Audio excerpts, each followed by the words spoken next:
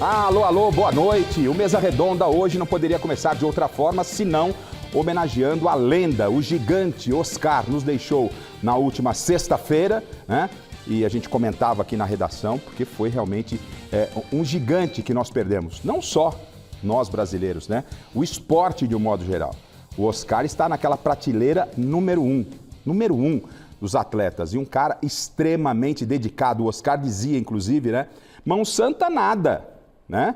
Mão santa nada, é mão de treinamento, porque eram mais de 1000 cestas a cada treinamento. Então o Oscar realmente foi um gigante no esporte, a repercussão foi mundial e o Mesa Redonda, claro, começa hoje prestando essa homenagem, dedicando o programa de hoje ao Oscar e a toda a família, os nossos sentimentos. Aliás, o Oscar teve várias oportunidades aqui na TV Gazeta, no Mesa Redonda, inclusive, né? E também em 2013, nós temos imagens aqui do Oscar recebendo o troféu Mesa Redonda. Foi um momento muito importante para nós. Vamos rodar aqui o Oscar em 2013 recebendo o troféu Mesa Redonda aqui na Fundação Casper Libero, o Oscar, o Mão Santa. Você tem as imagens aí do Oscar ou a gente pode colocar daqui a pouco? Só me avisa aqui, por favor. Né? O Oscar em 2013, temos aqui... Ah, é um VTzinho? Tá certo. Então tá bom, vamos lá. Então vamos ver aqui o Oscar em 2013 sendo homenageado pelo nosso time no troféu Mesa Redonda. Aê!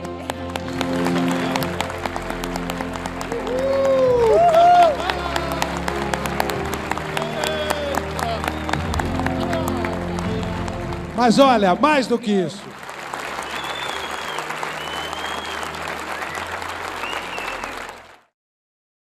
Tá aí, na época, Flávio Prado, ao lado de Michele Janelli e todo o nosso time homenageando o Mão Santa. Então, repetindo, o programa de hoje é para você, Mão Santa, grande Oscar, o sentimento, a família.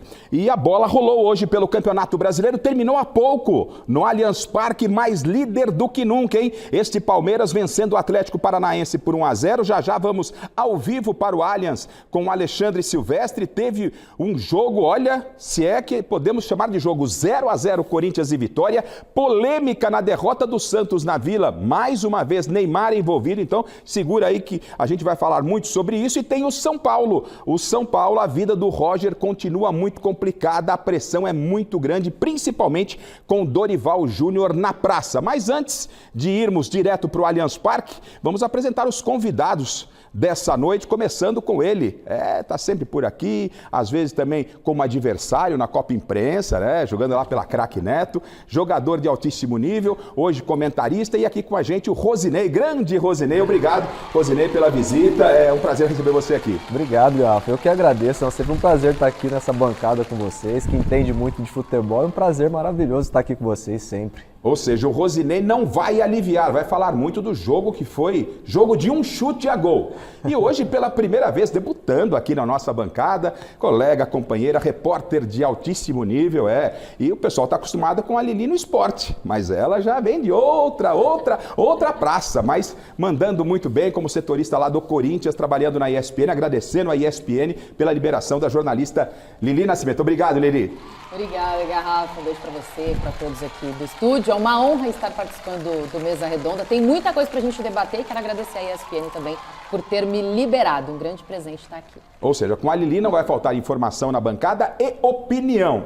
E ele está aqui, um velho companheiro de guerra. Cheguei na maquiagem, o encontrei, mas ele está tão irritado, que normalmente quando ele encontra, me dá aquele sorriso. Hoje estava de bico lá na nossa maquiagem. Rogério Barolo, grande Barolo. Um abraço, Barolo.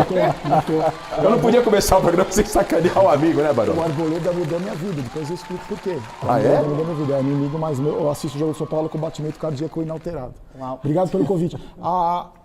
Depois que eu dirigi aqui o programa que eu saí, eu voltei como convidado, essa é a 6ª vez que eu venho. Nas 6 vezes o São Paulo perdeu. Todas as vezes que eu vim no São Paulo perdeu. Inclusive, numa delas, o Oscar era o convidado. Lembra? A última vez que ele veio no programa, eu era convidado. Obrigado mais uma vez. Vocês são uns pé frio do caramba. Nossa, detalhe importante, o convite é feito antes da rodada, né? Foi uma mera coincidência. O Barolo, que é da casa, dirigiu aqui o Gazeta Esportivo, Mesa Redonda, por muito tempo, jornalista consagrado e agora arrebentando a boca do balão com a mídia segmentada, a torcida tricolor. É um grande barato o canal do YouTube do Barolo e agora também com a Rádio Barolo, não é isso, Barolo? Sim, sim, a gente transmite os jogos. O sofrimento ampliou. Agora não só eu, agora a gente ampliou para mais gente sofrer junto. Bom, vocês viram que os convidados são de altíssimo nível. Temos lá na minha ponta direita Alex Miller sorrindo, né? Tá até no lugar do Paulo Sérgio hoje, né? E sorrindo porque o Palmeiras venceu mais uma, Alex. Boa noite. Boa noite, Garrafa. Bem-vindos. Uma honra estar ao lado de vocês aqui. E um grande abraço a todos. E o Palmeiras venceu mais uma, segue na liderança. Um jogo difícil, principalmente depois da expulsão do Murilo, né, no começo do segundo tempo. Uma expulsão infantil no meio do campo, na lateral, não ia acontecer nada. Ele já tinha amarelo, ele conseguiu se pendurar, agarrar, segurar o Viveiros lá e gerou o segundo amarelo, consequentemente a expulsão. Aí o Palmeiras teve que mudar ali a estratégia, se segurar bastante, conseguiu, teve um sufoco no finalzinho, um pênalti marcado que o VAR mandou recuar, mas a gente vai falar muito sobre isso daqui a pouquinho aqui no Mesa Redonda. Segue o líder. Ou seja, segue o líder, né? Palmeiras mais líder do que nunca e hoje não está na reportagem com o celular em mãos, hoje ele está aqui na bancada para opinar, o nosso Thiago Salazar, é claro que vai trazer muita informação. Salazar sempre muito bem informado, é um prazer receber você aqui, Salazar. Boa noite. Rafa, boa noite para todo mundo, prazer estar aqui nessa mesa aqui. Que mesa, hein? Vocês conseguiram? Olha, a nossa produção trabalha bem pra caramba. Um prazer estar aqui, mas ó, o celular tá junto, hein? Então tá certo. Precisando de qualquer coisa, então, a gente consulta aqui. Informação não vai faltar, porque a Lili está por aqui, o Barolo também. Lá no Allianz está o Alexandre Silvestre. Só lembrando que, mas cadê o Miller e o Paulo Sérgio? Cadê o Miller e o Paulo Sérgio? Né? Eles estão num evento e estarão na próxima semana. Vamos direto ao Allianz Parque, porque já tem convidado do Palmeiras falando. Giai com Alexandre Silvestre, na tela. Eu acho que é isso, tá preparado para todas as competições. Ô Giai, mais uma vez sem o Abel Ferreira no banco de reservas, para os jogadores na prática, o quanto isso atrapalha dentro de campo? Sim, todo mundo quer ter seu treinador aí do lado, mas bom, ele tá fora, mas quem prepara o jogo é ele, sua comissão, uma comissão que trabalha muito junta, todo mundo tá pronto para comandar o elenco, então acho que a gente sigue os planos do treinador, mas obviamente que a gente quer ter ele no banco, né? Mas ele está fora hoje e estamos fazendo o que ele está pedindo. E você anda dentro, né? É o seu melhor momento aqui no Palmeiras, já ocupando mais a lateral direita, jogando mais? Acho que temos sequência, o jogador é assim. Tem momentos bons, tem momentos não muito bons, mas quando o jogador pega uma sequência de jogo, pega confiança também, seus companheiros dão confiança, o treinador. Então acho que estou num bom momento, estou desfrutando, me sinto muito confortável, então acho que é isso, somar para o time e estar para o que precisa também. Sobre a eficiência do Gustavo Gomes, né? Às vezes quando lá na frente não dá certo, vem o zagueiro que é o artilheiro, né? O zagueiro artilheiro do time e decide. Sim, é isso, é o nosso capitão, nosso referente. Ele tem uma quantidade de gols aí muito importante, né? No Palmeiras tem uma história muito grande, então sabemos o importante que ele para a gente, ajuda muito, defendendo, atacando, então é importante ter essa classe de jogadores. Aí o Jai falando do Gustavo Gomes, que foi o autor do gol do Palmeiras hoje no primeiro tempo. Garrafa aos 15 minutos mais ou menos, 1-0, um jogo que parecia tranquilo para o Palmeiras, se complica no segundo tempo, no começo da etapa final, a expulsão do Murilo. O jogo vira dramático até o final. Um pênalti marcado no campo, já praticamente perto dos acréscimos. O árbitro é chamado pelo VAR, muda a marcação. Palmeiras vence por 1-0, portanto, para quase 40 mil pessoas aqui no Allianz Parque. Liderança isolada, uma gordura boa em relação aos times que vêm atrás, Fla e Flu. O Flamengo está jogando inclusive agora. Palmeiras, portanto, venceu em casa e segue na liderança do Campeonato Brasileiro. Eu quero só lembrar você que prestou uma homenagem para o Oscar no começo do Mesa Redonda, que o Oscar foi revelado para o basquete aqui no Palmeiras, no final dos anos 70. Depois ele vai para o Sírio e aí ele explode, desabrocha para o basquetebol brasileiro e mundial. Garrafa.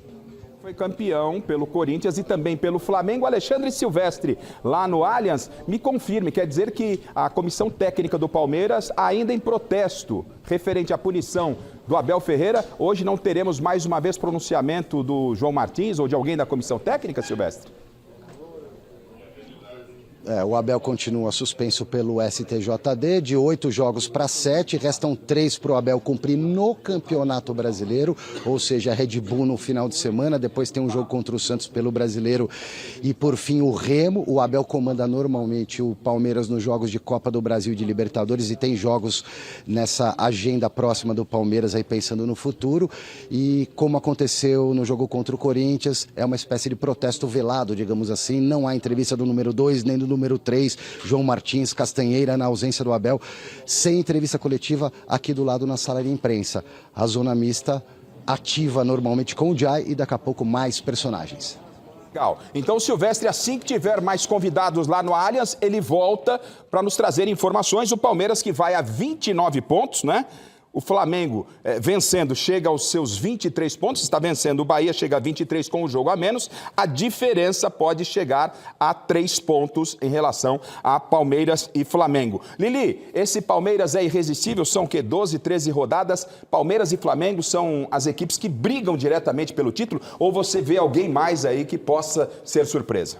Agora na briga, Garrafa, a gente aponta muito para Palmeiras e Flamengo, seria muito óbvio falar, né? Mas o time do Palmeiras, por exemplo, vem numa sequência boa. Eu estava conversando com o Rosinei ali, né? Nos bastidores, a gente falando que o Palmeiras soube sofrer, né? Que sabe sofrer, mas vai muito da questão mental dos jogadores, né? Porque você marca esse gol, aliás, 46 gols do zagueiro Gustavo Gomes com a camisa do Palmeiras, né? Um número importantíssimo. E o Palmeiras consegue segurar esse resultado passando praticamente o segundo tempo todo com um jogador a menos, né? Então, assim, consegue manter a parte psicológica, a parte mental para conseguir esses 3 pontos em casa, diante da torcida. Então, Palmeiras, um dos favoritos, junto com o Flamengo, que ainda está jogando. Está jogando. Ô, Lili, sabe que, Rafa, o Gustavo Gomes, para mim, aliás, quando me perguntam assim, qual é a sua seleção do Palmeiras de todos os tempos, né? Então, para facilitar a missão, eu falo assim, eu adoto como critério os jogadores que eu vi. Então, eu não falo Ademir da Guia, porque senão... Então, dos que eu vi, o único dessa atual geração, de 10 anos para cá, que em termos de títulos é a geração mais vitoriosa do Palmeiras, o único que eu coloco na minha seleção é o Gustavo Gomes. Ele é um cara diferente, ele é um cara que mereceria todas as homenagens ainda jogando pelo Palmeiras. O Estatuto não permite, por exemplo, fazer um busto de qualquer jogador se ele ainda estiver em atividade na carreira. Depois que ele encerra a carreira, aí sim o jogador pode ser homenageado.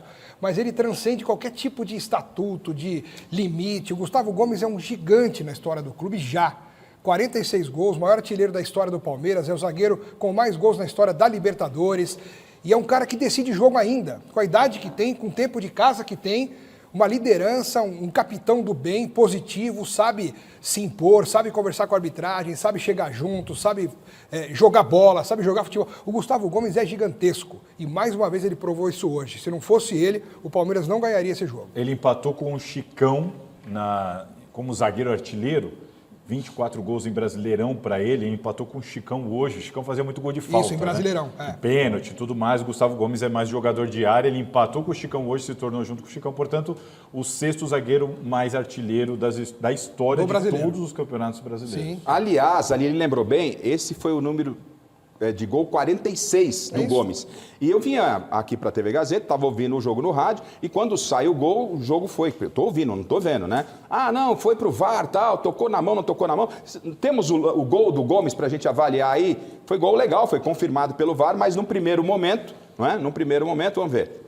Ó, Rosinei, você como jogador aí falando, vamos ver se a gente consegue a imagem um pouquinho mais detalhada, né? Enfim, estamos aguardando as imagens dos detentores, mas porque parece que reclamaram ali o pessoal do Atlético que a bola teria escorrido na mão do Gomes. Eu vi lance normal, Rosinei. Não, para mim também foi lance normal do Gomes ali, né? E vocês falando sobre o Gomes, realmente é um zagueiro que vestiu essa camisa do Palmeiras aí, para mim é o melhor zagueiro que tem no futebol brasileiro. É indiscutível que ele joga com a camisa do Palmeiras.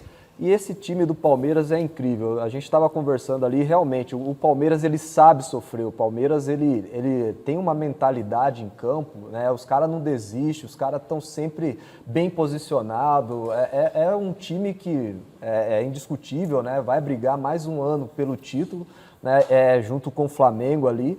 E você não vê esse time escolhendo jogos muitas vezes para jogar. Todos os jogos à vera, né? Alguns jogos oscila, que faz parte, é normal e natural de todas as equipes, Mas assim, é um time que vai brigar realmente pelo título e para mim foi um gol normal e o Gomes realmente joga muita bola, impressionante. Aliás, esse Palmeiras é o que eu costumo falar. Se você pegar o recorte agora, por exemplo, dos 3 últimos jogos, o Palmeiras jogou, fez um primeiro tempo bom hoje, um segundo tempo segurando ali com 1 a menos. Contra o Corinthians, jogou mal, na minha opinião, 11 contra 9, criou pouquíssimo no 11 contra 9, mas não perdeu o jogo. Contra o Sporting Cristal, jogou mal, um jogo ruim do Palmeiras, mas ganhou o jogo. Conclusão, são 2 vitórias e um empate nesse recorte de 3 jogos, em que o Palmeiras talvez tenha feito um primeiro tempo bom. É o que eu costumo falar, como disse o Rosinei aqui, o Palmeiras ele é muito organizado, competitivo e vencedor. O futebol, em tese, isso basta. Né? A gente não vê show, não vê espetáculo. É uma força mental. O Palmeiras sempre está preparado para competir em todos os jogos. Você não vê nada espetacular, eu não acho agradável ver o jogo do Palmeiras e tal. Mas é um jogo que normalmente o Palmeiras ou ganha ou no mínimo empata. E que não tem um protagonista, né? Se você olhar para a equipe do Palmeiras, qualquer campeonato. Você olha para outras equipes, sempre tem um protagonista. Acho que o Abel consegue dividir isso muito bem, responsabilidade para todos os atletas. Ô, Barolo, eu perguntei para a Lili, né? Deixa a pergunta também valendo para todos vocês. Você consegue enxergar alguém brigando com Palmeiras e Flamengo por esse campeonato brasileiro? Estamos aí na 12ª rodada, é muito cedo. É verdade que já passaram 10 rodadas, já estamos na 12ª. Um terço do campeonato. Um terço do campeonato. Alguém pode, o seu São Paulo era líder até outro dia, o São Paulo ainda permaneceu no G4. Não é uma provocação, Barolo, não é uma provocação, não entenda como provocação. Mas assim, no G4 a gente tem o Fluminense e o São Paulo, o seu São Paulo, Atlético Paranaense que perdeu hoje. Alguém pode entrar nessa briga pelo título ou o campeonato, esquece, brasileiro por regularidade é Palmeiras e Flamengo? Quantos gols você falou que tem o Gustavo Gomes, Alex? 46 agora pelo Palmeiras. O Sabino fez contra o Bragantino, faltou só 45 para ele alcançar. Se prepara que nós estamos chegando aí. Segura o Sabino. Eu acho que nada muda no futebol brasileiro. A gente está falando de novo aqui de Palmeiras e Flamengo. Mas quando a gente fala de Palmeiras e Flamengo, eu concordo com o Rosinei, com ele, que eles falaram que o lado mental do Palmeiras, para mim, é o time mentalmente mais forte. Independente do que aconteça. Tem jogador expulso, eles tomam um gol, perdem, joga sempre do mesmo, sabe o que fazer. É sempre a mesma coisa, são sempre os dois times. O São Paulo, na liderança do campeonato, era a vaca em cima da árvore. A gente não sabia como ele tinha ido para lá. E o São Paulo teve a capacidade de mandar o treinador... Como é que é a história da vaca em cima da árvore? É, a vaca em cima da árvore. Ela está lá, você não sabe como ela foi para lá. Ela está lá, mas uma hora ela vai cair. Não sabe como ela foi parar. E o São Paulo mandou o treinador líder do campeonato invicto embora para trazer o Roger Machado. E aí, quando a gente fala de Palmeiras e Flamengo, eu falo que é chato, porque a gente é rival e torce por um time que não está ganhando. Mas é mérito. Não é uma questão, não é sorte, não é o Divino Espírito Santo, Nossa Senhora da Pequena Área. É competência, tanto do Palmeiras quanto do Flamengo. Eu estava falando com o Rosinei ali nos bastidores. O Palmeiras, por exemplo, não tem apego com o jogador. O Dudu quer ir embora, mas ele é o ídolo do século, vai embora, tchau. O São Paulo quer homenagear o Arboleda, porque o Arboleda ele está aí desde 2017, coitado. Vamos fazer uma rescisão para seja bom para ambas as partes. Então, o Palmeiras está onde está, o Flamengo está onde está, mais um campeonato, a gente está falando dos dois times na liderança do campeonato, e vão continuar, porque o Fluminense que está chegando aí também oscila, o Cruzeiro, que eu achei que era uma esperança, também não virou, por mérito, e vão continuar nadando de braçada por muito tempo. Fica chato o futebol brasileiro, fica chato, mas a gente não pode esquecer e enaltecer a competência de Palmeiras e Flamengo. Eles estão aí por méritos, e os outros muito estão onde estão por incompetência. E entre Palmeiras e Flamengo, alguém tem vantagem?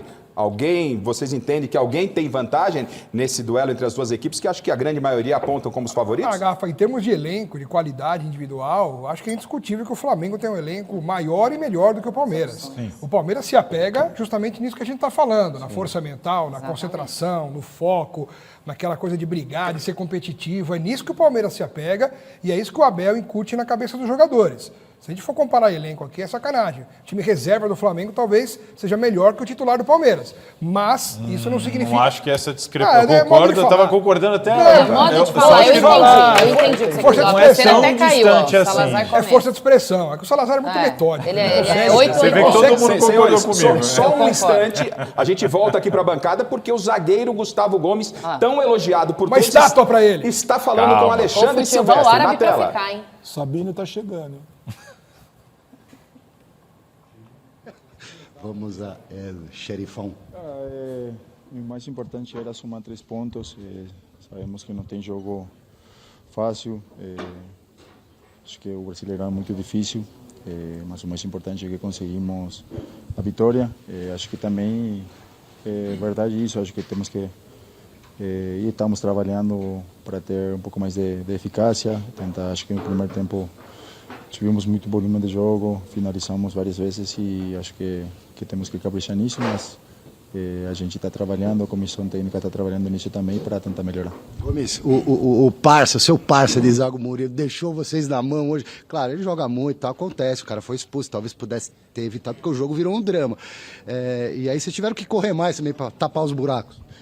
Acontece isso, ele sabe que pode acontecer, mas sabe também que temos ele sabe que tem companheiros e um elenco forte que vai deixar tudo em cada lance, cada jogo. Graças a Deus conseguimos segurar a vitória, conseguimos mais 3 pontos aqui em casa que nos deixa aí na liderança e é isso, feliz por isso e agora é só descansar e já preparar o próximo jogo. Gomes, você é o maior artilheiro zagueiro, né, da história do Palmeiras, 46 gols e contando. Ao que você diria que é o seu melhor momento como zagueiro dentro da área efetivamente? Posicionamento, a sua visão de jogo, a dificuldade dos marcadores, qual que você vê com a sua característica quando você está lá dentro da área? Acho que o segredo é que estou jogando no rachão de atacante. Não, estou brincando. Cara, acho que desde que chegou a comissão técnica do Abel, nós treinamos muito com Castanheira, João também. Toda a comissão, na realidade, as bolas paradas, ofensiva e defensiva também. Acho que nos últimos anos nós fizemos muito gol de bola parada. Acho que no mundo inteiro também a bola parada está sendo muito importante e a gente, a verdade, trabalha muito e obviamente também depende muito dos bateadores também que temos aqui, nos companheiros que batem muito bem a bola, o Andreas, o Alain, tem vários jogadores, o Maurício também, então acho que isso ajuda muito. Gomes, traz pra gente, por favor, o detalhe em relação a... Agora, pergunta sobre o detalhe do pênalti que foi marcado no segundo tempo, no finalzinho, lá para os 40, do Benedetti. O juiz viu na hora, viu alguma coisa, marcou e o VAR corrigiu. A minha impressão foi que o VAR está para isso, né, para tentar ajudar o árbitro. Acho que ele tinha muita gente na frente dele também. Eu olhei quando ele acho que ele me duvidou um pouquinho para apitar, mas ele foi muito bem, foi lá no VAR, que acho que para isso está o VAR, né, para intervenir nesses lances. Então acho que foi bom. Uma característica do jogo de hoje, o Viveiros é um centroavante que dá trabalho, que briga ali com os zagueiros. Inclusive ele cavou a expulsão do Murilo. Como é que foi hoje para parar ele? Vocês conversaram sobre isso? E também sobre Abel Ferreira, que não está no banco de reserva. Quanto faz falta um treinador ali na beira do gramado? Sim, sobre o atacante nós já sabíamos que a comissão os vídeos analistas já passaram para nós também que era um atacante muito interessante, ele é muito forte, de verdade. Mas graças a Deus conseguimos a vitória, não tomamos nenhum gol. E enquanto ao Abel, obviamente que ele fez muita falta porque ele é o nosso líder, nosso treinador. Mas a comissão técnica também trabalha muito. O João, o Martinho, o Castanheira também, o Thiago também. E obviamente o Spola também que ajuda muito aí. Mas obviamente não é igual, né? Nosso treinador é Abel e a gente tem saudade e precisa dele aí em campo, mas faz parte. Nós trabalhamos muito bem na semana e tentamos replicar isso, os treinos em cada jogo. Se você me permite, o Gomes, até em cima do Abel, como é que ele está? Porque a gente não consegue ouvir a comissão técnica, mas como é que ele está nos bastidores diante dessa punição toda? Cara, eu estou vendo ele trabalhando mais que nunca. Acho que todo dia ele está aí fazendo o que ele gosta de treinar, de trabalhar, de sempre melhorar e tentar manter as coisas boas que nosso time está fazendo e corrigir as coisas. Quanto à eficácia também, está trabalhando muito enquanto a isso. Mas eu acho que ele está um pouco triste porque com certeza é aquele que está em campo com nós para ajudar a gente. Posso fazer mais uma minha? Rapidinho. Você é a prova viva que o zagueiro firme, forte, cascudo, não precisa ser desleal. Se bem que tem zagueiro bom que às vezes chega junto, machuca o atacante e tal. Qual que é a técnica para você conseguir ser tão firme, tão duro e jogar lealmente? Cara, não sei. Acho que isso é naturalmente. Aqui no Brasileirão, no Brasil, tem um atacante que são muito forte hoje. Por exemplo, achei um atacante muito bom do Atlético Paranaense. Acho que ele é colombiano. Mas achei um jogador muito completo, rápido, forte. Mas a gente tem que treinar, aprender em cada treinamento da comissão técnica também que ajuda a gente e acho que é isso ainda. Nunca beliscou um atacante, falou uma coisinha na orelha? Não, isso não, mas a gente tenta sempre se preparar para cada jogo, chegar forte também, porque acho que a defesa, os zagueiros são assim, mas obviamente sempre dentro da lei. Valeu. Tá aí. O santo Gustavo Gomes, Garrafa. Tá certo. Ele não ia, obviamente, entregar o ouro para você, mas ele é zagueiro. Tanto que teve uma cabeçada no Clássico, o Gomes deu uma cabeçada no Garro e ele malandramente colocou a mão na cabeça simulando que era um choque, porque aquilo ali era para cartão, era pro VAR chamar e para mim era para expor. Exatamente, na minha opinião. Por falar na minha opinião, na opinião do Alex, ele veio, o Salazar já discordou, né? O Flamengo tem uma boa vantagem na briga pelo título contra o Palmeiras, pelo elenco que tem. Alguém discorda do Alex? Eu estava concordando com ele até o finalzinho ali, mas na hora de essa discrepância toda, a reserva do Flamengo ganha fácil do titular do Palmeiras. Mas eu te entendi. Ele não quis, ele só quis dar... Precisa desenhar para ele. Não é para isso. De elenco é indiscutível que o Flamengo tem mais opções, né? Também no banco de reservas, mas o Palmeiras vai muito pela mentalidade, por conseguir segurar tipo, um jogo como esse com 1 a menos e conseguir essa vitória importante, às vezes vitória magra. Mas mesmo assim, os 3 pontos no final são o que importa. Mas alguém aqui da mesa cravaria num confronto 5 vezes entre Flamengo e Palmeiras, o Flamengo ganharia 4? Eu não. O Palmeiras num confronto com 5 jogos do Flamengo. Ou seja, não é essa discrepância toda. Exatamente. Se bem que faz 15 jogos que o Palmeiras não ganha do Flamengo, né? Não, mas eu tô dizendo, se fosse essa regularidade que eu falo do poder mental e tudo, talvez numa final de Libertadores, não, mas... cada um ganha uma, né? Que o Flamengo, às vezes, perde alguns jogos assim que o Palmeiras não perde. Exatamente. Você pega Mesmo com jogadores Red Bull melhores. Bragantino, entendeu? O Flamengo perde com o Red Bull Bragantino de uma forma que o Palmeiras dificilmente iria perder. A impressão que eu tenho que o elenco do Flamengo é tão bom, eles sabem que são bons, que de vez em quando dá aquela subida no salto também. E o Palmeiras não. O Palmeiras é um bom time, ciente de que é um bom time. Assim, nós temos que correr. Se a gente não correr, não vai dar. Então a impressão que dá é que o Palmeiras está sempre mais aceso no jogo do que o Flamengo. Só que essa briga pelo título, ela passa também pelo título da Copa do Brasil e da Libertadores. O ano passado, eu não me esqueço que o Abel abriu mão do campeonato. Ele abriu mão do campeonato, né? Nas últimas rodadas lá, acabou não ganhando a Libertadores. Então, tudo isso pode fazer diferença. Só um adendo. Recentemente, o Alex pode até me ajudar. Algum jogador do Palmeiras confirmou que houve um papo com a diretoria, com o Abel, para o Palmeiras levar mais a sério a Copa do Brasil este ano. Por causa das premiações, que estavam fazendo diferença.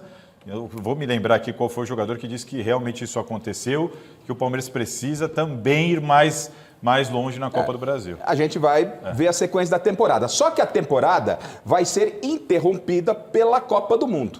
Então, quem vai chegar melhor até a parada da Copa? Flamengo ou Palmeiras? Nós temos os confrontos de Palmeiras e Flamengo até quando eles se enfrentam. Tá? E aí eu vou querer uma avaliação de vocês. Terminou o jogo do Flamengo, a gente já falava que o Flamengo vinha vencendo o Bahia por 2-0, venceu por 2-0, então a diferença está a 6 pontos,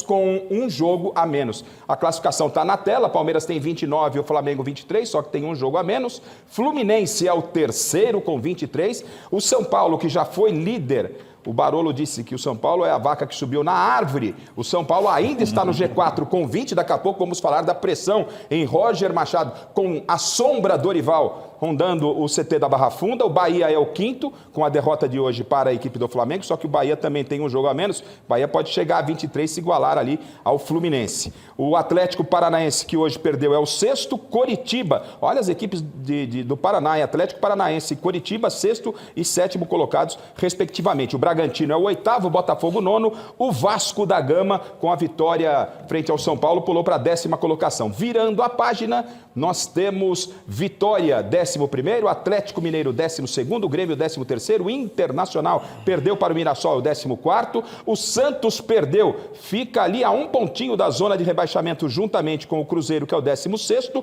e o Corinthians é o primeiro na zona, com 17 pontos. Daqui a pouco vamos falar deste Corinthians. 12. Com 12 pontos, desculpe. O Mirassol é o 18º, o Remo 19º, Chapecoense o 20º. Bom, ainda sobre Palmeiras e Flamengo, vamos colocar na tela, porque a gente falou, a gente não pode esquecer que a gente vai ter uma situação atípica esse ano, né? Aí, ó, a sequência de Palmeiras e Flamengo no Campeonato Brasileiro, até que eles vão se encontrar. Então tá lá, o Palmeiras tem Bragantino fora, só pelo Brasileiro, essa sequência é do Brasileiro. Depois o Santos em casa, o Remo fora e o Cruzeiro em casa, e aí vai enfrentar o Flamengo lá no Rio. Por outro lado, o Flamengo tem o Atlético Mineiro fora, Vasco é clássico lá no Rio de Janeiro, o Grêmio fora, o Atlético Paranaense fora e o Palmeiras em casa. Na opinião de vocês, com essa sequência e com a vantagem de 6 pontos, mas tendo o Palmeiras um jogo a mais, a pergunta é: quem chega melhor na parada da Copa do Mundo, Palmeiras ou Flamengo? E quero você também em casa fazendo essa avaliação, observando aí a sequência de jogos. Começo aí com o Rosinei. Rosinei, observando os jogos, quem tem a sequência mais fácil? Palmeiras, o Flamengo? Quem pode chegar melhor? Fácil, eu acho que é difícil falar aí, porque realmente, né, são clubes gigantescos. Agora, se você for olhar o lado do Palmeiras ali, a sequência do Palmeiras é um pouquinho mais tranquila do que a do Flamengo. Porque o Palmeiras pega agora o Red Bull fora de casa, né? Pega um Santos, que é um clássico, mas um Santos vivendo um momento bem ruim também. E aí tem o Remo e o Cruzeiro, que também não vive bom momento, e depois vai pegar o Flamengo. Então, eu acho que a sequência do Palmeiras é um pouquinho mais tranquila que a do Flamengo, porque pega aí o Atlético Mineiro, que também perdeu hoje, não vem também fazendo boa atuação, joga um clássico contra o Vasco, né? E aí tem Grêmio e Atlético Paranaense, que são duas equipes bem difíceis. Então, para você, Rosinei, quem chega melhor? Para mim, o Palmeiras. O Palmeiras. Eu acho que a sequência do Palmeiras é menos difícil na teoria. Claro, tudo é teoria, né? Numa projeção dessa aí, tudo é teoria. Tá meio equilibrado, achei, né? Então, é assim, mas ó, o Bragantino fora é difícil. O Santos em casa, teoricamente, não é tão difícil. E, o Remo... deve ser o Santos sem Neymar, porque o Neymar não joga no tapetinho. Provavelmente. Também nem sei se faz muita diferença então, ter o Neymar, né? Aí o Remo fora, o Palmeiras tem ganhado o Remo em qualquer lugar. O Cruzeiro não vive um grande momento, embora tenha vencido o Grêmio. Já o Flamengo pega o Atlético meio que em crise fora, o Vasco é clássico, aí não tem, é igual o derby, né? Que beleza. Aí depois tem o Grêmio. Grêmio difícil, fora, que nunca é fácil. Fora. E o Atlético Paranaense fora. Então, para mim, o Flamengo tem uma parada mais dura do que o Palmeiras. O Flamengo, lembrando, né? O jogo atrasado, o Garrafa citou aqui, o Flamengo tem um jogo a menos, é contra o Mirassol, o Flamengo mandante. O Flamengo joga como mandante. Mas não tem data ainda esse jogo, o Mirassol, né? que está em crise. Tem data esse jogo? Ainda não tem data. Ainda não tem data. Mas se você for ver pela tabela, a tabela do Palmeiras tem vários times que estão na parte de baixo ali, né? A tabela do Palmeiras é mais fácil. Por isso que eu falei, que eu acho que pro Palmeiras está tá menos difícil. difícil. Que o Garrafa falou, tem que ver compromisso de Libertadores, Copa do Brasil, viagem, mas os dois vão ter, né? Então por isso que mas o Palmeiras joga as competições tudo igual. Isso que mas olhando aí, Barolo, Palmeiras talvez tenha uma sequência um pouco mais tranquila? Teoricamente, um pouco mais tranquilo. Teoricamente. Eu acompanho talvez para ficasse assim um pouco mais ainda perfeita, digamos assim, se esse jogo contra o Flamengo fosse no Allianz Parque. É um jogo fora, então. Mas a sequência, se você for olhar, do Palmeiras é mais tranquilo. E o Palmeiras não está tendo desgaste, né? O Palmeiras enfrentou o Corinthians aqui em São Paulo, o Sporting Cristal em São Paulo, jogou hoje em São Paulo, vai pegar o Bragantino em Bragança também, vai depois ter uma viagem, mas joga depois na sequência. Mas veio de uma viagem cansativa, né? Bahia e Colômbia, então, uma viagem mas casada. 4 jogos sem sair daqui, né? Só no 4º jogo vai até Bragança e volta, né? Bom, de modo geral, a bancada entende que o Palmeiras tem possibilidade de chegar no confronto com o Flamengo numa melhor situação. A entrevista do Gustavo Gomes ao Alexandre Silvestre, foi perguntado a ele a ausência do Abel Ferreira à beira do campo, né? E ele falou que o Abel faz falta e tal. O Abel concedeu entrevista coletiva, ele não deu entrevista coletiva no Campeonato Brasileiro, porque está suspenso, nem o João Martins, mas pela Libertadores no meio de semana o Abel falou E ele falou, entre tantas coisas, que ele prevê dificuldades, diferentemente do que vocês falaram, né? Ele falou que prevê dificuldades dentro e fora de campo. É isso, Abel. Vamos ouvir o Abel, que mesmo não estando, né, na ativa em todos os jogos, ele sempre lança uma frase. Vamos tentar interpretar o que disse o Abel. Dificuldade dentro e fora de campo. Vamos ouvir o técnico do Palmeiras em entrevista concedida no meio de semana. Precisamos mais do que nunca estar todos juntos, precisamos mais do que nunca jogar juntos. Prevejo um ano extremamente difícil dentro e fora do campo e, portanto, precisamos dos nossos torcedores mais do que nunca ajudar os nossos jogadores para que dentro do campo a gente consiga ver a nossa equipa super competitiva e a lutar e a ser digna de vestir esta camiseta que é do Palmeiras. Tá aí, o Abel falando dessas dificuldades extracampo, ele já tinha falado do VAR, inclusive ele parece que vai ao julgamento lá na Conmebol, foi citado, né? Foi citado também. Porque disse que o VAR hoje funcionou, né? Porque em outra hora não deixou de funcionar. Mas também é exagero, né, cara? É perseguição, né, cara? Isso aí é perseguição. De quem? Do Abel? Ao Abel. Por quê? Pô, porque ele comentou que dessa vez parece que o VAR vai funcionar. É uma ironia que todo mundo faz em coletivo. Não é todo mundo. Mas o Hugo Souza não é todo mundo. Teve a questão do Hugo. Peraí, se for olhar para a questão do Hugo, que eu particularmente acho injusta a punição do Hugo, porque não foi a primeira vez que ele falou, que outros jogadores já falaram isso anteriormente e não aconteceu. Agora, se acontece com o Hugo, tudo bem, que é Conmebol e tem a CBF, eu acho que... O Abel usa uma estratégia de pressionar a arbitragem. Sim. Isso é claro, notório. Ele usa a estratégia de mudar foco quando o Palmeiras perde. E ele, né, novamente lança essa tese. É tudo contra nós, como é que é? É nós contra todos, essa história toda. Todos somos um. Contra tudo e contra todos. É uns papinhos furados, porque ele mesmo já disse que se transforma, que ali ele fala realmente. Ele já admitiu isso. Blindar o elenco. De que faz isso. Então, assim, a gente também aqui do lado de cá tem que saber filtrar um pouquinho o que é espontâneo, o que é original e o que é só para desviar um foco. Sim. A gente também tem que fazer esse filtro. Então, em cima disso, e o que é passível de punição ou não também? Não, mas aí é diferente. Não. É diferente.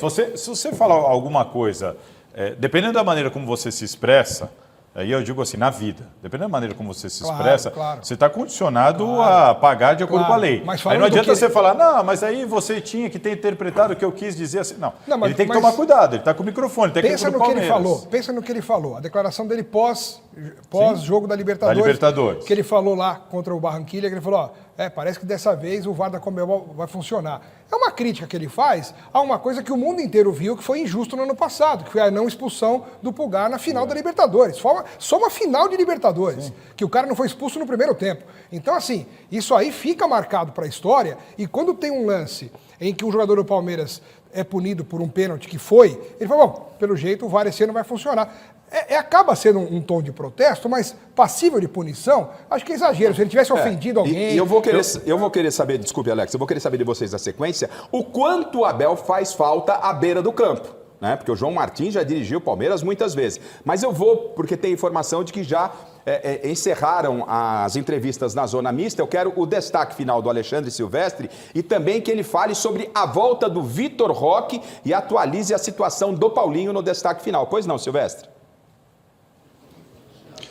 Paulinho ainda em fase de preparação física, sem prazo para retornar, mas está na bica para voltar a jogar depois de muito tempo.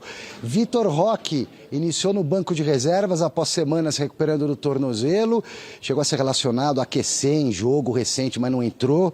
Foi cortado até do banco hoje, começou no banco e entrou aos 36 do segundo tempo, jogou uns 20 minutinhos com muita vontade o Tigrinho, mas não teve muito o que fazer, pegou já o time com um a menos, né, se segurando para garantir essa vitória hoje aqui no Allianz Parque. E informação importante sobre o Abel Ferreira, que não tem dado entrevista coletiva durante essa ausência, até porque ele está expulso, está suspenso, e o Palmeiras também não está colocando um outro para falar no nome dele, o João Martins ou o Castanheira, mas a informação é que o Abel não tem nada contra a imprensa, apesar dele ter alguns arranca-rabo de vez em quando, coisa natural, é coisa de jogo. O protesto do Palmeiras é contra o sistema. O Palmeiras entende, o Abel entende que são dois pesos e duas medidas. O Hugo Souza, por exemplo, que estava punido no STJD, conseguiu um efeito suspensivo, se bem que a punição do Abel reduziu de 8 para 7, né, Garrafa? E ele volta no Campeonato Brasileiro, Abel Ferreira, no dia 15 de maio, no jogo do Palmeiras contra o Cruzeiro.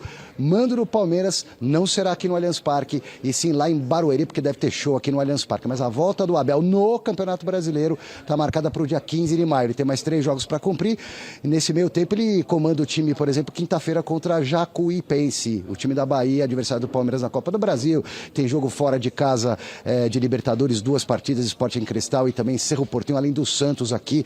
Mas o Abel volta, portanto, no dia 15, no Brasileirão. Abraço para vocês. Tá certo. Aí o Alexandre Silvestre atualizando as informações do Palmeiras. A Lili, enquanto o Silvestre pontuava uma situação lá, ela já levantava aqui e fazia suas observações. E só lembrando, Abel, que nós também não temos nada contra você. E só o fato de você não conceder a entrevista coletiva, ou alguém da sua comissão técnica, no caso, de forma de protesto, não impacta no nosso trabalho. Mas eu entendo que seria importante o torcedor do Palmeiras ter um esclarecimento do que a comissão técnica pensa sobre os jogos do Palmeiras. Pois não, Lili? Garrafa, quando ele fala sobre a questão do sistema, né, ele chama tanto a torcida quanto os jogadores também para ele, há responsabilidade para ele também no sentido de que estamos fazendo o nosso trabalho, o sistema está contra nós, então a gente tem que manter o foco, né, continuar focados aí no jogo, em cada partida, porque eles estão contra nós.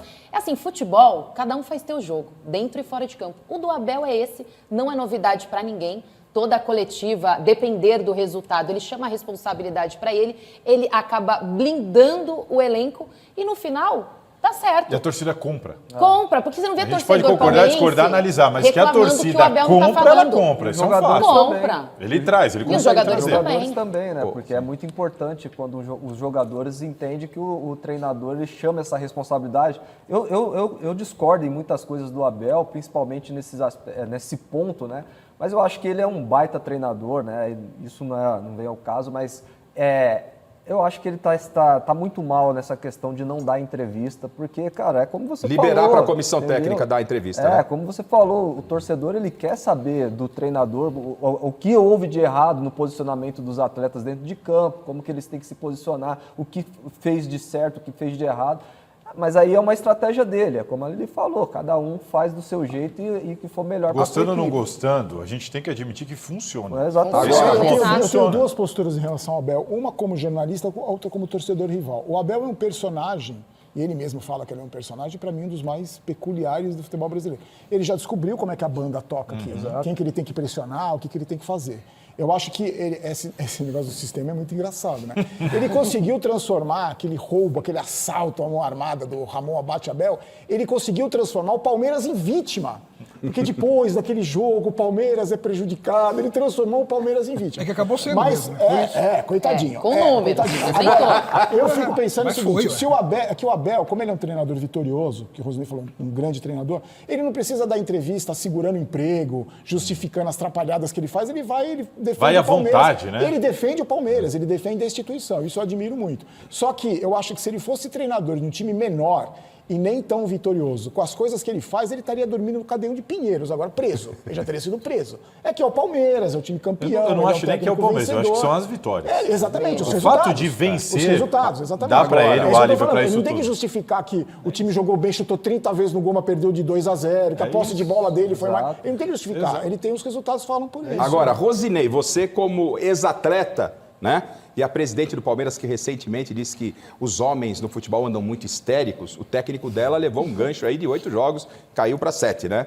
Eu não ouvi ainda a presidente falar sobre o tema. Faz falta da figura do líder? Isso é discurso nosso da imprensa? Ou para o jogador realmente faz falta? É diferente você ter o João Martins no banco de reserva, você olha durante o jogo, olha para o João Martins, ou ter o Abel. É diferente para o jogador ou é a gente que valoriza demais? Não, é diferente, faz uma diferença muito grande, tem uma sintonia diferente, né? Eu acho que o Abel é indiscutível, né? Quando ele está dentro de campo, é lógico que tem a sua comissão e tudo que a comissão transmite para os atletas vem de ordem do Abel, mas a presença dele física ali perto dos atletas, né, quando vai para o vestiário, para instruir também os posicionamentos dos atletas dentro de campo é fundamental. Então, com certeza ele faz muita falta e está fazendo muita falta.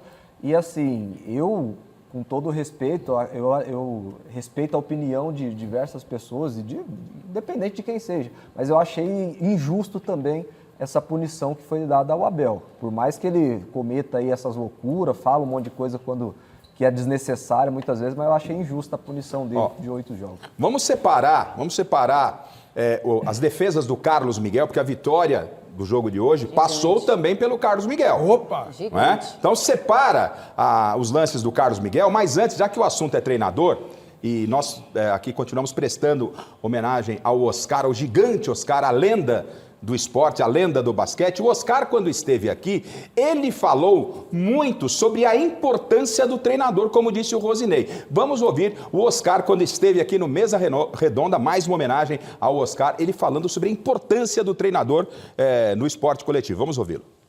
O Ari Vidal é um gênio do basquete. Quando começou a linha de 3, ele chamou eu e Marcelo assim, vem cá, tá vendo essa linha aí? Foi feita para vocês dois. Pode chutar tudo que eu garanto. Eu falei, porra, paraíso isso aqui. Então é assim, o técnico entra na tua cabeça. E quando o técnico não entra na cabeça, não vai conseguir segurar o time. Ou seja, treinador, hoje em dia, não é que nós supervalorizamos, né? Acho que tem o seu papel de importância. Acho que não tem como fugir disso, ou não? Essa autonomia que o Oscar citou, que eu agora queria até ouvir o Rosinei, a impressão que eu tenho é que ela não existe mais. A impressão que eu tenho é que os jogadores, eles jogam robotizados com o que é para fazer e eu não percebo, pelo menos, os jogadores assumindo qualquer tipo de responsabilidade para fazer algo diferente daquilo que ele está programado para fazer. Ou eu estou equivocado, Não, Rosinei? tá correto. E eu tenho falado muito sobre isso, né? Os atletas hoje, eles terceirizam muito a sua responsabilidade. Cai muito nisso que você está falando. Tem a instrução do treinador e eles fazem exatamente aquilo que o treinador pede para eles fazerem, entendeu? Então eles não criam, eu acho ruim. Eu também. Eu acho ruim porque eu acho que o atleta tem que ter a autonomia dele dentro de campo, de tentar criar algo diferente, porque senão fica muito robotizado, né? É o que a gente vê hoje no futebol brasileiro e no futebol em geral, os jogadores robotizados. Quando você tem um jogador que faz uma diferença muito grande, que quebra a linha, que faz algo por si próprio, né? por tomadas de decisões por ele mesmo, aí você vê um jogo diferente, você vê o jogador surpreendendo a equipe adversária. Mas você acha que isso é mais o jogador? Desculpa, só pegando esse gancho do Oscar, mais do jogador ou mais do técnico isso, né? Porque o Oscar cita ali o técnico que vira para ele e fala, vai lá e faz o que...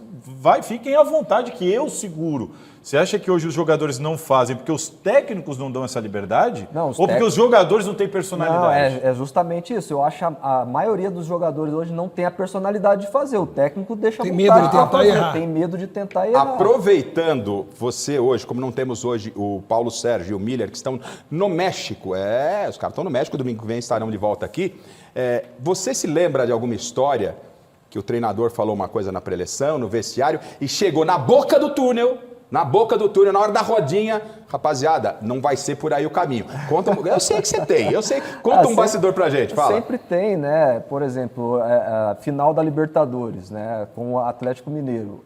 O Cuca passou algumas instruções e aí as coisas não estavam funcionando tanto dentro de campo. O Ronaldinho, o Pierre, o pessoal chegou ali e falou, vamos tentar fazer desse jeito aqui e as coisas talvez dão certo. E aí foi o que aconteceu ali dentro de campo. A gente foi lá, fez... E aconteceu os gols que saíram, que generou os gols, né, que deu o título para o Atlético, levou para os pênaltis e a gente acabou sendo campeão. Então, isso acontece muito, é natural acontecer isso dentro de campo. É natural, acho que na sua época. Hoje está difícil, né, hoje eu lembrei de uma situação... Pode falar. Vai lá. Não, lembrei de uma situação na estreia do Diniz contra o Platense, que... Enfim, os jogadores ali, ele chama lá para História recente, então, Lili. História recente. Ela estava no campo. Sabe por que eu sei? Porque eu estava lá. O saudoso Marcelo Rezende falava isso. Quando o Diniz chama o grupo ali para a beira do gramado e começa a passar algumas instruções e todo mundo esperando o que o Diniz vai falar, né? Aí ele fala assim, gente, vai, se errar não tem problema, mas vai, tipo assim, dando autonomia... Tenha coragem, não tem problema se errar. É justamente por isso que eu acho que muitos jogadores têm medo, né? Esse receio de errar, de carregar uma culpa, e aí acabam não fazendo. E ali ele falou em alto e bom tom. Pode ir, se errar não tem problema. Não foi não tem problema que ele falou, né? Não, ele falou uma palavra... gente, assim, né? Não é horário. Ele falou Ferres. Mas fica muito mais do que eu problema. estou ouvindo de vocês, né, Barolo? Fica muito mais na falta de personalidade dos jogadores de hoje. O bom treinador vai deixar o talento dele improvisar, e vai até fortalecer isso num atleta, né? Tenta, você sabe jogar. É que o Rosnei falou assim, o Cuca falou uma coisa, aí o Ronaldinho falou, não, peraí. O Ronaldinho, imagina os cabeça de bagre, ele falou, não, peraí, o treinador falou. Vou aproveitar, daqui a pouco a gente vai falar muito do São Paulo, e fazer uma pergunta. No seu São Paulo atual, tem algum jogador com personalidade para mudar dentro de campo o esquema? Nossa, mano. Cada pergunta. Cara, hoje no elenco do São Paulo, eu falo isso com enorme tristeza, assim, não tem... O São Paulo não tem um elenco vencedor, né? Ninguém no elenco do São Paulo hoje é vencedor. Nenhum jogador do São Paulo é vencedor. Nenhum jogador do elenco do São Paulo hoje ganhou nada por onde passou e também não ganhou nada no São Paulo. Tirando aquela Copa do Brasil, que os astros se alinharam, que o São Paulo mereceu ganhar, foi mérito do São Paulo. Mas se você pegar o elenco do São Paulo, o Lucas, que é o nome mais... né? O Lucas só tem títulos no futebol francês. É o Campeonato Francês, a Copa da França... A Sul-Americana do São Paulo antes de ir embora. O torneio Croissant com creme, o torneio Bistrô do Joaquim. Ele só tem títulos assim... O Rafael, que é o jogador que tem mais títulos, ele tem título no banco de reserva do Atlético e do Cruzeiro. Nenhum outro jogador do São Paulo tem título. O Luciano tem título... Paulista, Copa do Brasil e Recopa, né? Assim, a Copa do Brasil, que ele nem jogou, né? Foi banco. Quando ele foi expulso contra o Corinthians, ele não joga mais. O Paulista, ele também tem em termos de liderança, você entende que não há um personagem. Não tem. Personalidade não tem. E a gente vai falar daqui a pouquinho desse São Paulo, mas eu disse há pouco que a gente ia observar Carlos Miguel, né? Trocou o Corinthians pelo futebol inglês e agora bate no Palmeiras. É um goleiro que ainda tem poucos jogos, mas agora está tendo uma sequência, e sequência importante. Hoje não foi diferente. Coloque, por gentileza, os lances, as defesas. Olha só, essa defesa é defesa difícil, o jogador estou em cima, Rosinei, você que é da bola? Difícil, bem difícil, ainda mais para ele, que é bem alto, né? Até ele fazer esse movimento rápido de descer ao chão para poder fazer essa defesa, foi uma defesaça do Carlos Miguel. 40 segundos de jogo, né? Mas eu costumo dizer assim, se passa e ele toma esse gol, não é frango? Mas não passou. Mas o se mas for trabalhar com O que eu quero dizer é que quando o goleiro defende uma bola, se ela entrasse, a gente ia considerar frango, eu não considero uma grande defesa. Tá, entendi. Ele tá bem posicionado, né? Tá bem foi uma boa defesa, ela é boa difícil, defesa, mas sei lá, entra um E essa outra aí, ó. Você vai buscar muita crítica. Tem mais uma outra aqui. Vocês são muito incríveis. Que isso. Alex, a torcida do Palmeiras está plenamente satisfeita com a troca Everton-Carlos Miguel? Cada vez mais. Cada vez mais, porque o Carlos Miguel é o futuro, né? O Carlos Miguel tem pelo menos 10 anos de vida útil em alto nível, né? O Carlos Miguel tem 26 anos de idade, se não me engano. Então, o Everton tem 39. Então, não dá nem para comparar a questão da idade, do tempo. O Everton tem aí mais um ano de carreira, 2 no máximo. E o Carlos Miguel, a cada jogo, a cada semana, né? Então, a cada 2, 3 jogos, ele vem demonstrando evolução. A gente tem que falar isso. Porque mesmo ele tendo falhado em algumas bolas, principalmente em bolas rasteiras, mas dá para perceber que existe um trabalho, um treinamento, uma tentativa de melhoria, de evoluir, e isso está sendo mostrado dentro de campo. Ele tem salvo o Palmeiras em várias partidas. Então, mas é isso que eu costumo dizer, Alex. O goleiro de time grande garante o resultado. Isso Aquela que ele bola do Roberto, ele garantiu o resultado. Exatamente. Ele garantiu o resultado. Isso que ele tem Mais feito. mérito dele. Exatamente. Isso que ele tem feito. Essa pouca sequência, Rosinei, eu gosto de explorar o ex-jogador, todo mundo opinando, mas a visão do ex-jogador é muito importante. Essa pouca sequência que ele teve na carreira de jogos, porque ele está tendo sequência agora no Palmeiras, mas quando ele chega a assumir o gol do Corinthians, tinha pouquíssimos jogos. Né? Mas foi bem. Foi bem, mas tinha pouquíssimos jogos. Ele ainda tem muito a crescer, ou já está num nível assim que você fala, daí não tá batendo no teto, está muito bem. Como é que você consegue visualizar o Tem muito para evoluir ainda, tem muito para evoluir. É um goleiro que chegou agora no Palmeiras, né? Ele vem no lugar de um cara que foi muito vitorioso também com a camisa do Palmeiras e hoje está sendo protagonista da equipe. É um grande goleiro, tem muito para evoluir. A questão do Carlos Miguel, acho que é mais essas bolas rasteiras. E aí ele demonstra numa defesa ali. Ele não cai não cai como outros goleiros de menor estatura, mas ele faz a defesa rápida. Talvez então, 2 meses atrás ele tivesse tomado esse gol aí. Exatamente. Ele tem trabalhado, tem tentado se posicionar melhor, entendeu? E o Carlos Miguel deu muito azar quando ele sai do Corinthians e vai para a Inglaterra. É o direito de todo jogador buscar o sonho de jogar na Europa. Exato. E ele chega a um time médio da Inglaterra, de médio para pequeno, o Nottingham Forest, e ele dá azar de chegar num clube cujo goleiro titular do Nottingham Forest foi o melhor goleiro da Premier League na temporada que ele foi para lá, na 24-25. O melhor goleiro de todos os 20 clubes da Premier League, o goleiro do Nottingham Forest foi eleito o melhor. Então ele deu azar de chegar num clube que ele não teve espaço porque o cara estava gigante. E aí ele ficou sem espaço e voltou e aproveitou a oportunidade dada pelo Palmeiras para retomar sua carreira num grande clube e tendo essa sequência. Desculpe, pode falar. Não, eu ia falar, ele é um goleiro que trabalha bem sob pressão, né? Que se for olhar, fazer o recorte ali do Corinthians, quando o Cássio sai, então sai um ídolo, né? Um baita de um goleiro, e aí lógico que o torcedor ficou chateado, mas não deu aquele impacto tão gigante dentro de campo, porque o Carlos Miguel deu a resposta. Inclusive, quando ele saiu, né? Os torcedores ficaram bem chateados com a saída dele. Aí ele vai para o Palmeiras, tem simplesmente o Everton e ele consegue o lugar dele. Então, e outra, nas 2 vezes que ele enfrenta o Corinthians na casa do Corinthians, ele foi eleito o melhor em campo. Quer dizer, exato. Então ele trabalha bem sob pressão. Era isso que eu ia perguntar. A torcida do Palmeiras recebeu ele bem, porque o Everton ele saiu já numa fase vitorioso e tudo, mas a torcida já estava um pouco mais impaciente com ele, né? Uma boa parte da torcida nosso ídolo já. Começava até a fazer brincadeiras que eu não concordava, que eu achava muito injustas pela história do Everton, de braço de jacaré, braço curto, e isso era uma grande injustiça. Já tinha uma certa impaciência. Mas é bacana como ele foi recebido em Barueri, né? Sem dúvida. Foi muito legal. A torcida inteira do Palmeiras, com o Carlos Miguel em campo, gritou PQP, é o maior goleiro do Brasil, Everton, que foi o coro gritado durante os anos todos que ele passou no Palmeiras. Muito mérito. Bom, nós vamos falar do Santos, tem polêmica do Neymar. O Barolo está afiadíssimo. O Barolo está afiadíssimo, como sempre, para falar do São Paulo, não é? E claro, tem Corinthians. Mas antes, já que o Palmeiras é o líder, falamos demais do Palmeiras, não podemos sair do assunto Palmeiras sem prestar a homenagem a ele, ao mestre Roberto Avallone. O Palmeiras é o grande favorito à conquista do título brasileiro, Avallone? Eu aprendi como Società Esportiva Jornalismo, eu como palmeirense, que é palmeirense é meu filho, Caio Vinícius, a minha tia Dora, um beijo, tia Dora. Eu sou Società Esportiva Jornalismo, no máximo, jornalismo futebol clube. Não se canta vitória antes do tempo, mas que o Palestra vai ser campeão, vai ser. Tá certo, tá aí. A nossa homenagem ao mestre Roberto Avallone. E ao Barolos, que eu revelei. Eu peguei no colo, Barolinho. Eu peguei no colo aqui na Gazeta, nos corredores de calça curta. Rogério Barolo, intrépido produtor, e que eu revelei. Ou tô errado, interrogação. Ele falava isso mesmo, ele não pegou no colo, mas ele falava exatamente isso. Bom, ainda bem, justiça seja feita.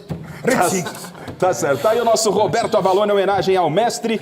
Vamos, antes de falarmos de Corinthians e São Paulo, passar pelo Santos. O Neymar tentando dar a sequência aí para que o Ancelotti possa observá-lo se irá ou não convocá-lo para a Copa do Mundo. Completou hoje a 3ª partida consecutiva num jogo de muitos gols na Vila. E terminou o jogo, o Salazar até deu risada, terminou o jogo novamente com polêmicas de Neymar. Vamos ver como é que foi. Santos 2, Fluminense 3. Na tela. Em um jogo de muitos gols, o Santos recebeu o Flu na Vila e tudo parecia dar certo pro Peixe. Isso porque aos 9 minutos, Gabigol abriu o placar com essa bomba de direita. Mas o Flu também sabe marcar golaços. Aos 23, o Savarino sentou o pé de fora da área para empatar a partida, 1-1. Foi somente na segunda etapa que o Santos conseguiu sair à frente de novo. O Barreal deu essa bela finta de corpo e encobriu o Fábio com categoria, 2-1. Mas o Flu estava no jogo. Somente 3 minutinhos depois, o Castilho subiu mais que todo mundo da zaga santista e empatou a partida. O banho de água fria veio com John Kennedy. Aos 40, o camisa 9 do tricolor apareceu atrás da marcação no segundo pau e só completou de perna esquerda. Fluminense 3, Santos 2, cada vez mais próximo do Z4 em Peixe. Bom, antes de falarmos propriamente do jogo, ao término da partida, o Neymar saiu bem, quando vai entrar ali no túnel, tipo Memphis Depay, só que não era na cabeça, era no ouvido, né? E aí todo mundo interpretando que ele estava tapando o ouvido para a torcida. E o Neymar olha, essa é a imagem, ó.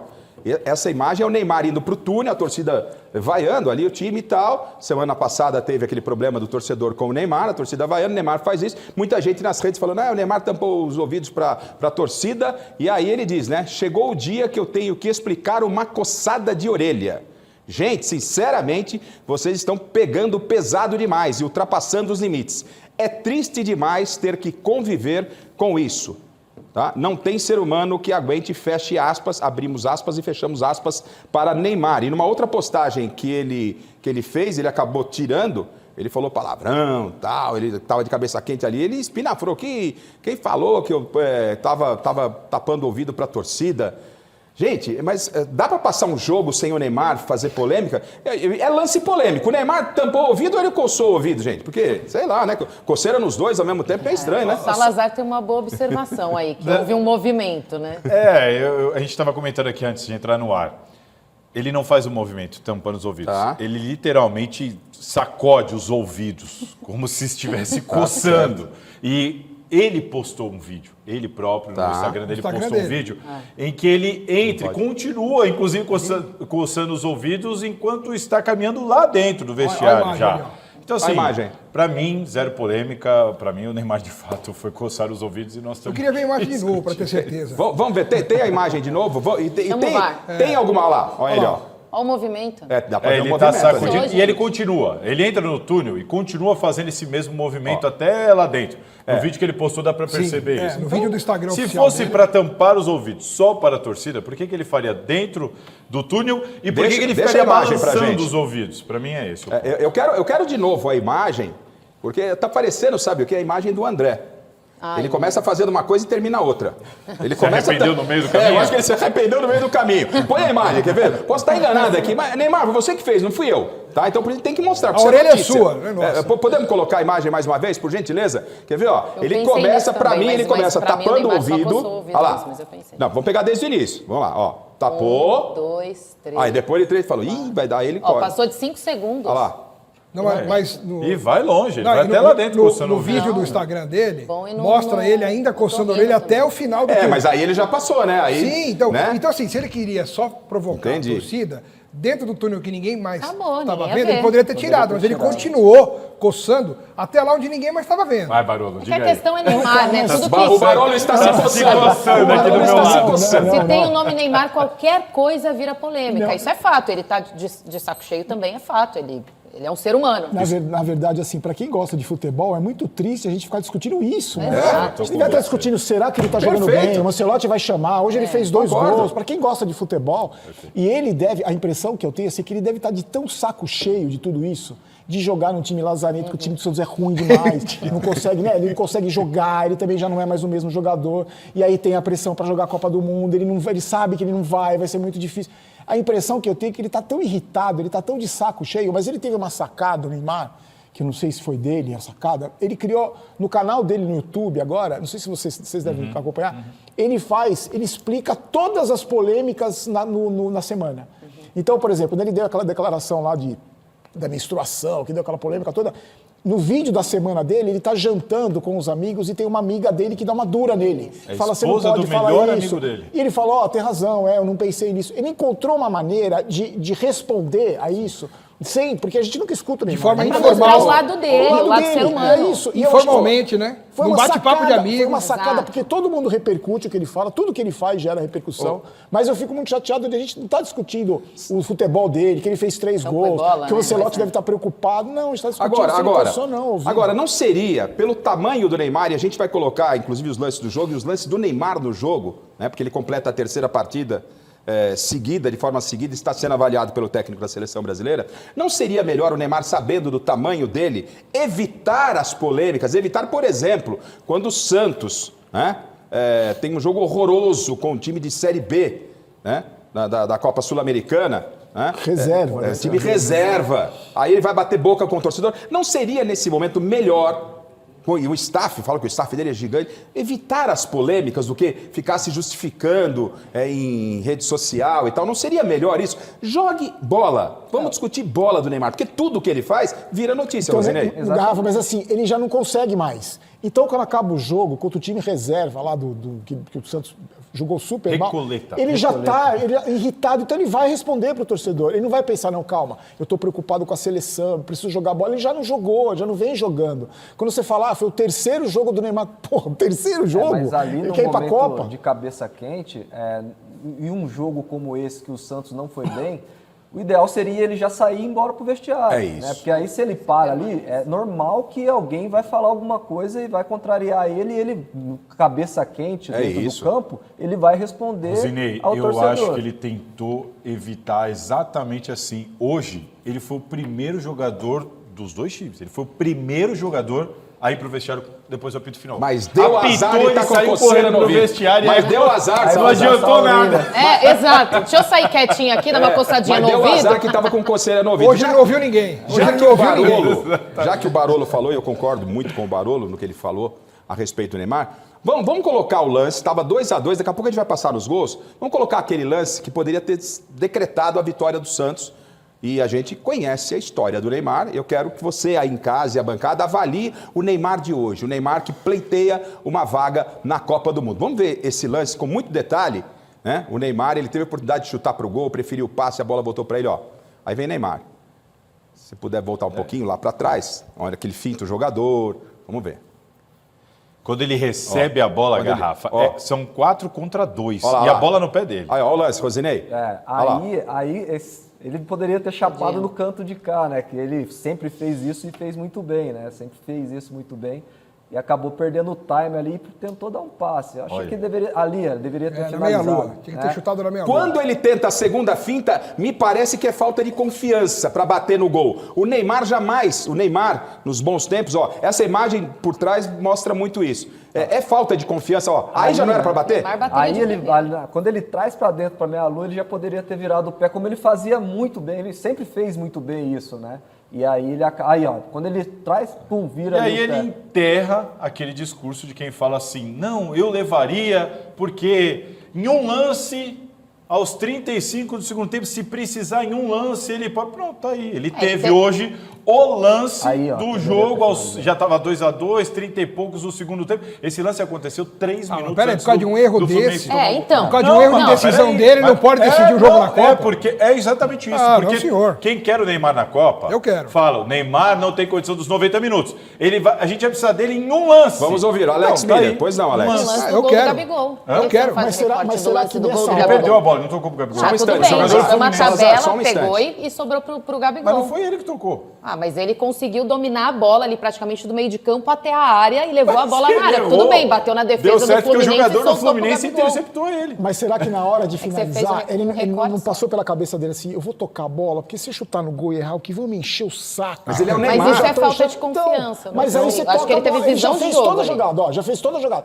Faz o gol aí. Cara, ele pelo menos criou essa chance. Se fosse outro bagre que joga no Santos, ele teria caído no meio do campo e a bola nem chegaria Mas no não ataque. é muito pouco para quem está sonhando em voltar à seleção brasileira? Pode ser, mas a gente tem visto a seleção brasileira em campo. Quem que tá brilhando e fazendo jogos maravilhosos, decidindo jogos para a seleção brasileira? Todos melhor do que os jogos do Neymar. Ei, Barolo? Eu concordo. Mas todos estão jogando mais que o Neymar, todos, absolutamente todos. Cara, e o Neymar tá jogando do lado de bagre, cara, Esse com todo jogo respeito. ele poderia ter definido a partida aí pro Santos aí. Realmente, é um jogador diferenciado. A gente sempre fala muito sobre isso do Neymar. Mas assim, hoje no jogo contra o Fluminense, esse lance ele poderia ter definido a partida. Deixa o lance pra gente, por favor. E o jogo em si, o Neymar foi até bem no jogo. Porque o jogo estava 2-2. Era o Neymar para decidir o jogo. O Santos precisa da vitória. Você tem o Neymar. Põe o lance na tela, por favor. Eu quero de novo o lance para dar uma olhada. Ó. É o Neymar de frente pro gol. Pelé com 28 anos. A gente não tá falando, com todo respeito, do Pedro Raul. Ele tá falando do Neymar, velho. Na frente do gol. Ele poderia ter definido, tanto que depois desse lance o Fluminense vira o jogo, né? 3 minutos depois o Fluminense faz o gol. Então ali ele poderia ter definido a partida pro Santos. E ninguém tá falando que ele não deveria ter feito isso, que ninguém tá falando que ele acertou no lance, que ele fez... Não, mas o que eu tô falando é que não é por causa de um erro desse cometido no jogo, que foi um erro importante, foi. Cara, mas... olha o time do Santos, olha com quem ele tabela, olha com quem ele joga. Aí não tem o time, é ele a bola, eu sei. Ele. Então não tá, tem o time aí. Ô Neymar, você errou esse lance, você tem que encerrar a carreira hoje porque você errou esse lance, pronto. Agora eu quero só, a gente falou muito desse início, quando ele faz a finta e pode bater. Eu quero que vocês falem agora, quando ele recebe a bola, Fosse o Neymar nos olhos tempos, tomaria a mesma decisão. Estava meio desequilibrado, mas fosse o Neymar, por se tratar de Neymar, ele poderia ter tomado outra decisão? Começando pelo Rosinei, vocês Eu acho falam. que ali na segunda jogada, acho que ele fez o correto. Não tinha o que fazer. Não tinha muito o que fazer. A bola já chega para ele e o jogador já chega para pressionar. Aí ele finaliza e aí conta com o posicionamento do Fábio e faz uma defesaça. Ali não tinha muito o que fazer mesmo. Então, em outros momentos, talvez o Neymar, em outros momentos ali, ele driblava até o Fábio, mas a gente está falando do Neymar Mas de que hoje. bom que a gente está falando do lance dele, que ele podia ter decidido o jogo, né? Tava jogando contra o terceiro lugar do campeonato, o time que está quase na zona de rebaixamento, contra o terceiro lugar, um dos principais times, no lance que ele podia ter decidido o jogo. Quando jogou contra o Ricoleta lá, contra o reserva do Ricoleta, é outro... a gente não está discutindo... Não dá nem né? para avaliar. É isso, não dá nem para avaliar. outra cobrança. Então, hoje a gente está discutindo o lance que ele podia ter decidido o jogo contra o terceiro colocado no campeonato. Fossem vocês, ou se coloquem no lugar de Carlo Ancelotti, o Neymar se preparou e esperou para esses 3 jogos. Para fazer 3 jogos. Né? Não foi jogar a Sul-Americana fora, fez uma sequência de 3 jogos que ele não fazia há muito tempo. Ele aprovou nos 3 jogos ou não? O que deve estar pensando o Ancelotti? Eu começo com o Alex, quero que todo mundo fale o que deve estar pensando o Ancelotti. Acho que o Ancelotti ainda está pensando nessa sequência de jogos que ele vai ter até o dia 18 de maio, que é o dia da convocação. Eu realmente quero crer que o Ancelotti esteja na dúvida de levá-lo ou não. Eu não acho que ele já definiu e está deixando levar em banho-maria até chegar o dia 18. Eu acho que ele está observando e, dependendo desse desempenho do Neymar, ele vai escolher se leva ou não. Esse lance tem peso para o Ancelotti? Acho que não é um lance, gente. Como não tem? Um lance? Nossa, então, não é ele viu um lance, então não vai é um colocar porque ele viu lance, um lance. mas é o lance decisivo e determinante. Barolo também acha que esse lance não tem e o que estaria pensando o Ancelotti? Já encerrou a dúvida sobre Neymar? Leva ou não leva? Eu acho que o Ancelotti deve estar torcendo para o Neymar não jogar até o final, até a convocação, para ele não ter esse BO para resolver. Porque se ele não levar e o Brasil for mal, ele vai pagar esse preço para o resto da vida. O Brasil tomou um gol da França, já gritaram, cadê o Neymar? Sem Neymar o Brasil não ganha.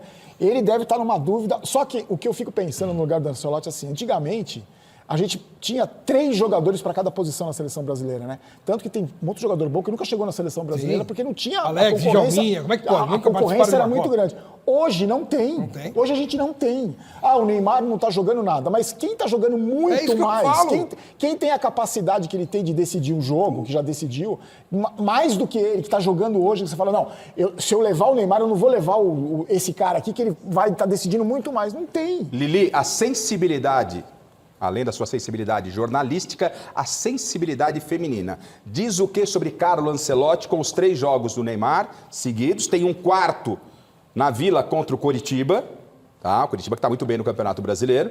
Né? O que deve estar pensando o Carlo Ancelotti? E na sequência já pode emendar se você levaria o Neymar ou não. Eu acho que o Ancelotti ele vai analisar jogo por jogo, apesar de achar exagerada a posição aí do Salazar, de falar esse lance aí não é para ir para a Copa do Mundo, recortando apenas um lance do jogo de hoje. Não estou me fazendo só por este lance.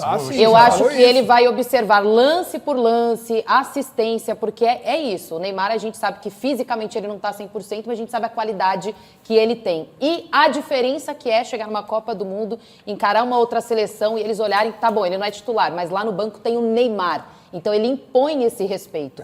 Se a gente não leva o Neymar, qual nome teremos nessa Copa do Mundo? Vini Júnior, tem o Rafinha, mas a gente está falando de Neymar. Então acho que o Ancelotti vai pensar com muito carinho. Acho que o Neymar tem que fazer muita coisa errada, muitos tropeços, não esse aí que o Salazar está fazendo um alarde em cima. Estaria o Salazar lacrando o Neymar por um lance, Lili? Total. Um lance ali que ele faz um recorte como se... O Neymar, cara, a gente tá falando de Neymar. Você tem 15 segundos depois para se defender. Foi chamado de lacrador de um lance. Agora você me dá 15 segundos. 15 segundos. O ponto para mim é o seguinte, vamos lá, números. O Neymar é o jogador do Campeonato Brasileiro que mais perde a bola. O Neymar hoje perdeu a bola 34 vezes. Ninguém no campo perdeu mais que o Neymar. Não é o que mais pega a bola? No campo de ataque, ele errou 60% dos passes que ele tentou. O Neymar hoje foi o jogador que mais errou passes no jogo entre todos os jogadores que entraram em campo. Portanto, senhores, o Neymar jogou mal, errou mais que todo mundo, é o jogador que mais perde bola no Campeonato Brasileiro e, quando teve a bola do jogo para decidir, falhou. Ou seja, o Neymar não está fazendo por onde para ser convocado. Vamos fazer o contraponto. Oh, vocês aí querem fazer sensacionalismo com o Neymar, colocou o negócio da coçada no ouvido, como se estivesse fazendo silêncio lá para a torcida, não queria ouvir o torcedor, coloca só esse lance. O primeiro gol do Santos, quero o primeiro gol do Santos com participação do Neymar. Vamos lá, vamos ver o primeiro gol do Santos? Teve participação ativa do Arão e depois do Neymar. Vamos ver. Arão rouba a bola do Alisson. Vamos pegar desde o início, olha lá. Ele tem lá, ó, o toque que ele dá pro Gabigol, né? Foi uma assistência culposa.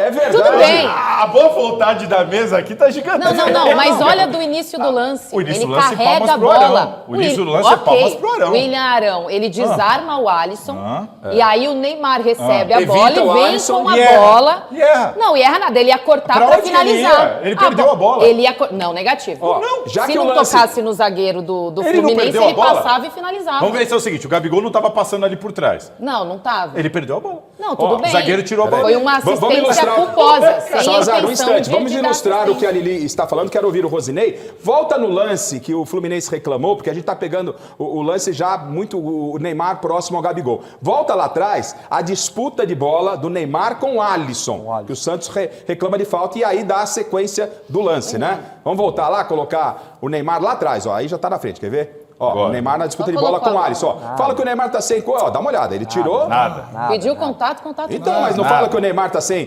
competitividade, não aguenta, ó, o Alisson veio, ele tirou o Alisson da jogada. O Garrafa, agora vem cá, pra mim não foi nada isso aí. Nada. Agora, e se fosse o contrário, hein? Se fosse o Neymar tomando abraçado, o que ia acontecer? Se fosse o Neymar tomando abraçado. Mas não foi, seu Salazar. O negócio é o seguinte... Ele adora trabalhar com Mas se fosse ao contrário, se o Neymar não estivesse... Se o Neymar não estivesse em ritmo de competição, estou tentando fazer o contraponto. Não estivesse num ritmo de competição aí, ele teria perdido essa bola pro Alisson. Não, o Alisson atrás dele. Ô, Garrafa. Eu sou Fala, Rosinei. Não, o jogo hoje do Santos, eu fiz pela Rádio Craque Neto, e assim, o Neymar foi bem no jogo. Assim, todo mundo que espera do Neymar é o condicionamento físico dele. É lógico que ainda não está nos seus melhores em condicionamento físico. Mas esse jogo do Fluminense foi um jogo muito bom para o Neymar. Ele teve uns lances que eu não concordei, principalmente depois que o Fluminense toma um gol, ele tenta fazer uma jogada no meio de campo, que ali eu acho que foi muito desnecessário por parte do Neymar, que não era, mas assim, lances, né, que ele pega... A torcida se revoltou, dizem, né? Você estava na Vila? Não, eu estava na porque rádio, a torcida, falaram que a torcida se revoltou contra o Neymar nesse lance. Barolo, observando agora esse lance aí, que é um lance, muita gente falando, o Neymar não está em ritmo de competição. Volta lá com ele e o Alisson brigando, né? Você conhece muito bem o Alisson do São Paulo, Barolo. Eu sou suspeito para falar, porque pro Alisson, qualquer peteleco no pescoço é pouco. Ele tinha que ter tomado mais. Mas eu fico imaginando se fosse um outro jogador do Santos no mesmo lance, se teria conseguido, se a bola teria chegado no pé do Gabigol, se não fosse o Neymar. Com a jogada que ele faz, com a proteção que ele faz. E outra coisa, o Neymar, falou que ele errou pra caramba, mas ele não se esconde, né? Ele tenta o jogo todo. Toda jogada que ele pega, toda bola que ele pega, ele tenta jogar. Ele podia estar encostado ali, tocando bola pro lado e falar, eu não errei, tá vendo, Celote? Eu não errei nada, não fiz nada. Ele busca o jogo o tempo inteiro. Ele busca o jogo o tempo todo. Não tem jeito. Nós estamos falando de uma seleção brasileira como a de 2002, que tinha Rivaldo, Ronaldo, Ronaldinho Gaúcho, que você podia... o Neymar tá tentando ir, mas o Romário não foi, sabe? Mas por quê? Porque também tinha o Ronaldo, você tinha o Rivaldo, você tinha o Ronaldinho Gaúcho, você tinha vários astros ali naquele momento. Hoje não tem astro. Mas foi o Luizão, né? Tudo bem, mas o Luizão era goleador. Assim, não foi Ronaldo ou Romário. Ele poderia ter convocado os dois, por exemplo. Você vê, mas olha quantos gols o Luizão fez na vida. Não estou nem dizendo que ele foi justo. Eu concordei com o Filipão na época. Mas o que eu quero dizer não era Ronaldo ou Romário. Não, eu sei que não. Dava para ter tirado era para participar do elenco. Tudo bem. Mas eu digo hoje...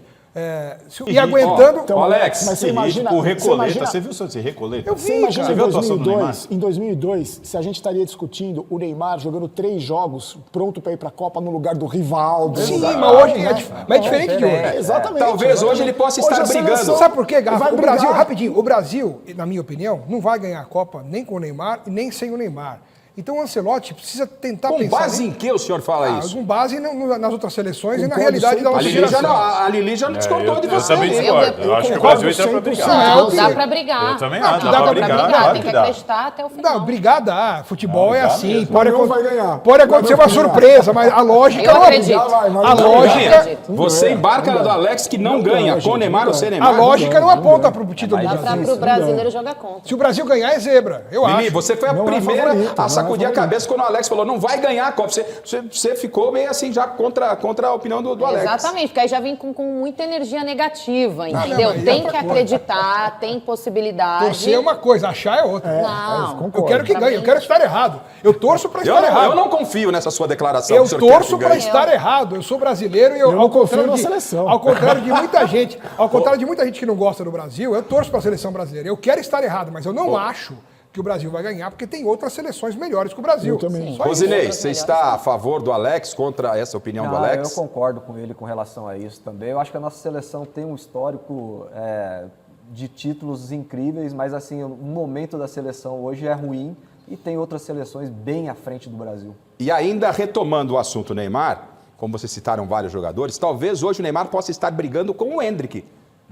Por uma vaga aí. O Endrick na vitória do Lyon contra o PSG no campeonato, como é que chama o campeonato francês, Barolo? Você está decidido, né? Nem tem essa dúvida. Entre esses dois, o Ancelotti nem titubearia. Barolo, Endrick ou Neymar, existe a dúvida, você iria com o Endrick? Eu ainda levaria o Neymar, por mais que eu gosto muito do Endrick, mas eu acho que a seleção brasileira precisa de um jogador do peso do Neymar. É um jogador totalmente diferenciado, por mais que ainda não vive o seu momento fisicamente bem, mas eu acho que não tem como deixar o Neymar de fora de uma Copa do Mundo, sendo que se ele está bem hoje, sem lesões, não tem como ele que o ficar. que eu torço, Rosinei, é para que não seja entre Neymar e É, Endrick. porque Eu quero que o Endrick vá, que o Neymar vá no lugar de outro, que tem um monte que dá para escolher lá, que precisa ir. Também não vejo hoje a seleção sem o Neymar. Se é o adversário, você olha para o banco de reserva, está o Neymar e você olha está o Endrick. Exato, é um peso. Sim, a chance do Brasil peso, marcar um gol no segundo tempo, nessa necessidade, é maior com o Endrick em campo ou com o Neymar em campo? Então, esse é o ponto. Com os dois, o Endrick hoje tem muito mais possibilidade de mudar um jogo como ele mudou. Põe os dois O ao último mesmo jogo da seleção, que ele entrou e mudou o jogo.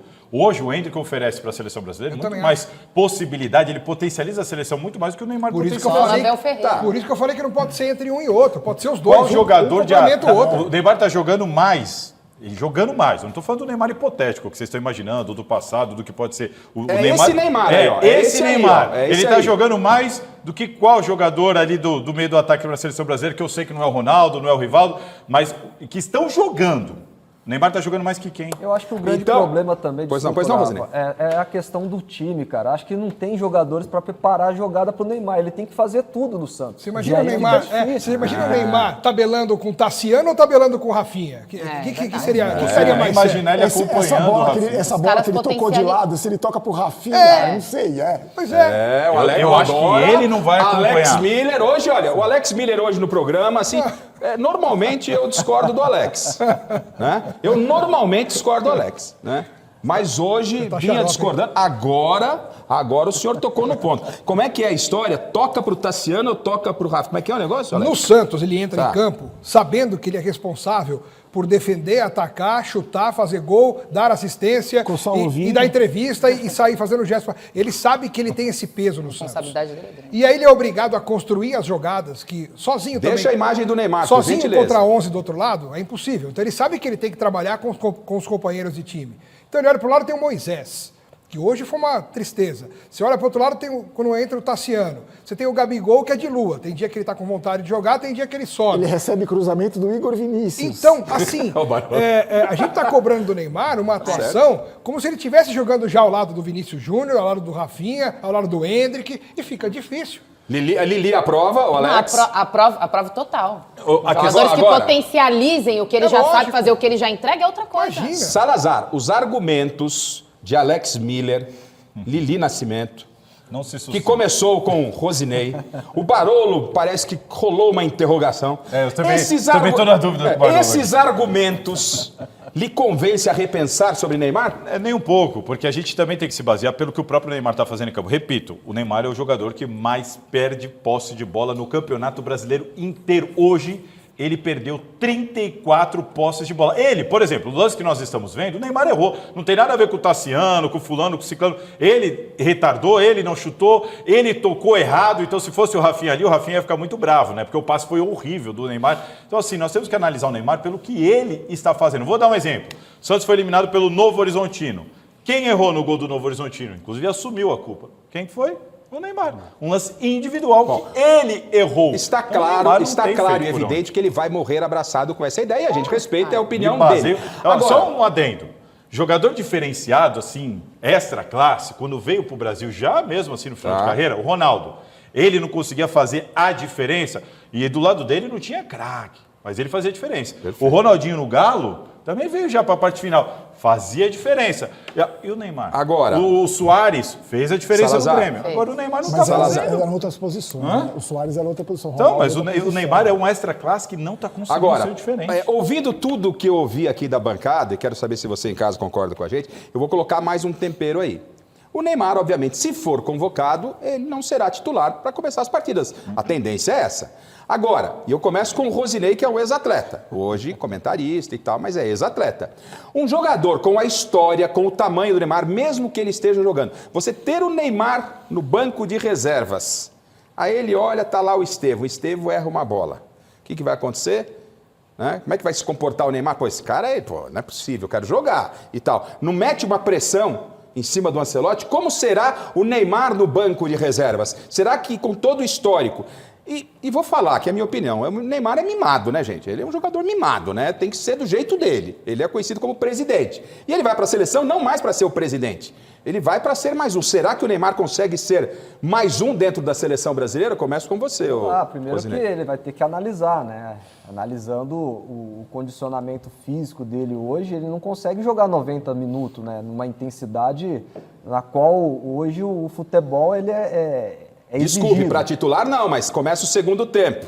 São 45 minutos. Ele viu que os caras ali erraram, tal, não começa a meter uma pressão para querer jogar? Mas eu acho que até o próprio Ancelotti vai olhar para o banco e ver ele ali, vai ter que colocar. Não tem como. Vai precisar um jogador como o Neymar no banco e aí as coisas não estão fluindo dentro de campo, vai ter que pôr ele para tentar uma solução. Eu entendi essa questão que você colocou. É pro grupo, não pode ser um problema de relacionamento, que é a Lili falando também. Eu acho que poderia ser um problema com um técnico menos experiente. Eu acho que se tem um técnico que é capaz de matar essa bola no peito, sair jogando, olhar para Neymar, seja lá quem for, eu sou Ancelotti. E acho que ele tem que ter essa conversa com o Neymar, caso ele seja convocado. Neymar, estou te convocando. Até antes de convocar, de repente, ele pode ligar para o Neymar e conversar. Se é que já não fez isso. Não fez. Neymar, inclusive, ficou chateado. Então ele deveria, se ele convocar o Neymar para a Copa, certamente ele vai conversar com o Neymar. Vai ter uma atenção com o Neymar, olha, você está vindo para cá agora, eu nunca te chamei, estou te chamando para a convocação final e você vai ter que se adaptar. Pode ser? Você vai se adequar ao O Neymar é um jogador de grupo. O Neymar pode ter mil defeitos, mas ele nunca teve problema de grupo, nunca teve problema com o treinador. Mas ele era titular, né? Ele era o presidente. Agora ele vai lá num cargo lá subalterno. O Neymar, ele pode ter mil problemas aí extra-campo e tal, mas eu nunca tive informação do Neymar não treinar, faltar em treino, brigar com o jogador, rachar elenco, nunca. Nunca na carreira inteira do Neymar eu ouvi falar algo sobre isso. Então, ele é um cara profissional, isso ele é. Agora, o que o Garrafa colocou é um ponto importante. Ele no banco pode ser um problema para ser administrado, mas eu não acredito que são pelas atitudes do Neymar, e sim pelo entorno dele, porque as Neymarzetes, como é que chama? Os parças, as redes sociais, aquilo ali, cara, o negócio é uma pressão gigantesca. Então, assim, o Neymar, ele fica quietinho ali, mas ele sabe que ele tem um exército em volta dele que talvez o Ancelotti fale, olha, isso aqui eu prefiro não ter isso. Rogério Barolo, Neymar no banco. Pode ser um grande problema? Se eu fosse o Ancelotti, eu gostaria muito de ter essa pressão dos parças com ele no banco de reservas, do que ter a pressão do Brasil inteiro com ele em Santos. Tem mesmo, pelo que a gente está vendo, eu acho que ele não pensa assim. Durante a Copa do Mundo, qualquer momento ruim da seleção e o Neymar vai estar em Santos, eu preferia que ele estivesse no banco de reserva. Eu entrevistei o Zico semana passada. Jogou pouca bola, né? Já parou de jogar. Assim não dá pra ir. O Zico falou pra mim assim, o Neymar chegou em janeiro de 25, né? Tá 1 ano e meio aí quase, no Santos. E o Zico estava falando das lesões, do tratamento que o Neymar deveria ter feito, não ter feito para ser convocado. E o Zico falou, em entrevista exclusiva aqui à TV Gazeta, que o que o Neymar tinha que ter feito, o que ele precisa para ir para a Copa do Mundo, ele já tinha que ter feito.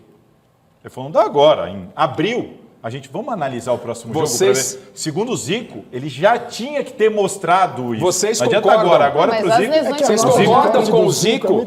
Vocês O concordam Zico com o entende Zico? que não tem que convocar. Não, Zico é a entende que opinião do Zico. Opinião importante. Ainda bem que o técnico Zico da entende seleção que é o não tem. Ancelotti, não é o Exatamente. Zico, né? Eu mantenho que o Neymar tem que ir. Eu acho que é importante ter uma conversa com o Ancelotti no sentido de que eu acredito que hoje o Neymar saiba o lugar dele. Ele nunca será mais um na seleção. Ele sempre será o Neymar, um grande ídolo. Mas hoje, sabendo que fisicamente ele não está sobrando, ele poderia agregar de outra forma no vestiário, no banco de reservas, na conversa com os atletas, assim... Vini Júnior, Pô, Rafinha, mas foi assim, foi por isso que Estevam, levaram o Daniel Alves e todo mundo criticou. vocês, Foi exatamente por não, isso. mas a gente sabe que o Neymar pode entregar em campo. Você jogando Pode? 30, 25, 15 minutos. Ô, Salazar. Fala assim, vocês têm a qualidade individual de cada um de vocês. Eu não tô 100% bem fisicamente, mas podem contar comigo. Tô aqui no banco. Eu não acho que ele vai tentar rachar alguma Ah, coisa não, no isso eu vestiário concordo, na isso eu questão. tô com você. Não é o perfil dele. Ô, Salazar, nós conhecemos a Lili, eu conheço a Lili já há um bom tempo, ainda quando ela trabalhava lá na TV Record, tal, com policial, sensacional, jornalista, aí migra para o esporte, excelente repórter, comentarista. Mas esse lado de gerenciar grupo é uma novidade. Você foi muito bem agora, gostei, Lili, porque...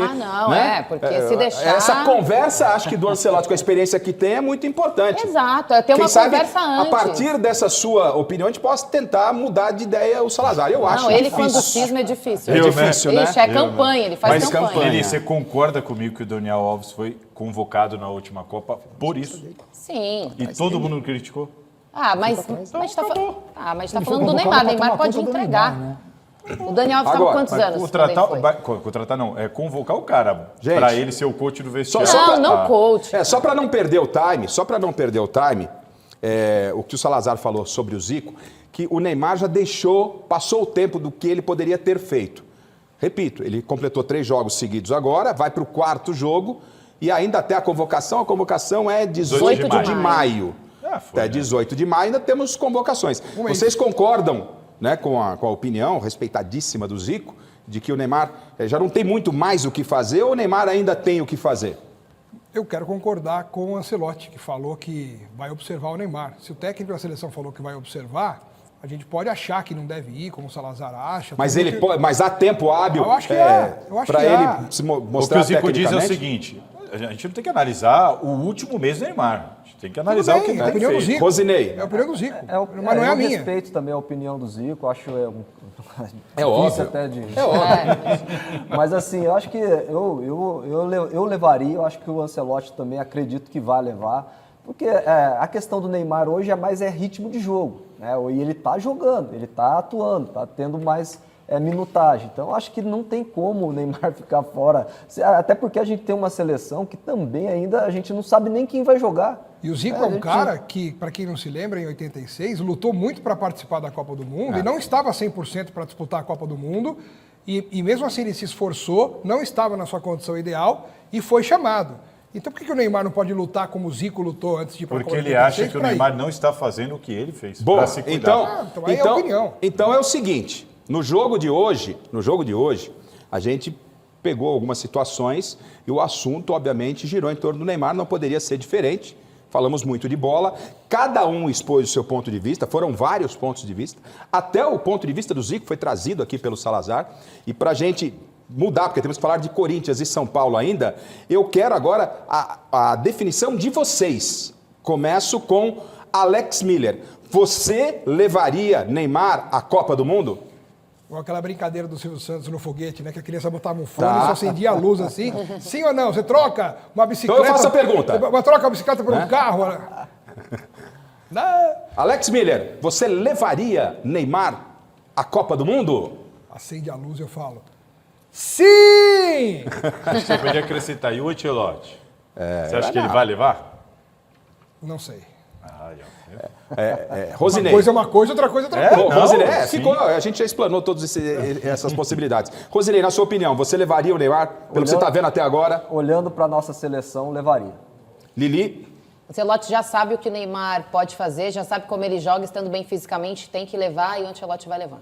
Rogério Barolo, peraí, o Barolo foi o que mais me causou dúvidas aqui. Ele começou um pouco ali, sabe, pontuando do Neymar e tal. O Salazar veio forte. Eu vou deixar o Barolo por último, porque o Salazar, acho que ninguém tem dúvida que ele não levaria, né?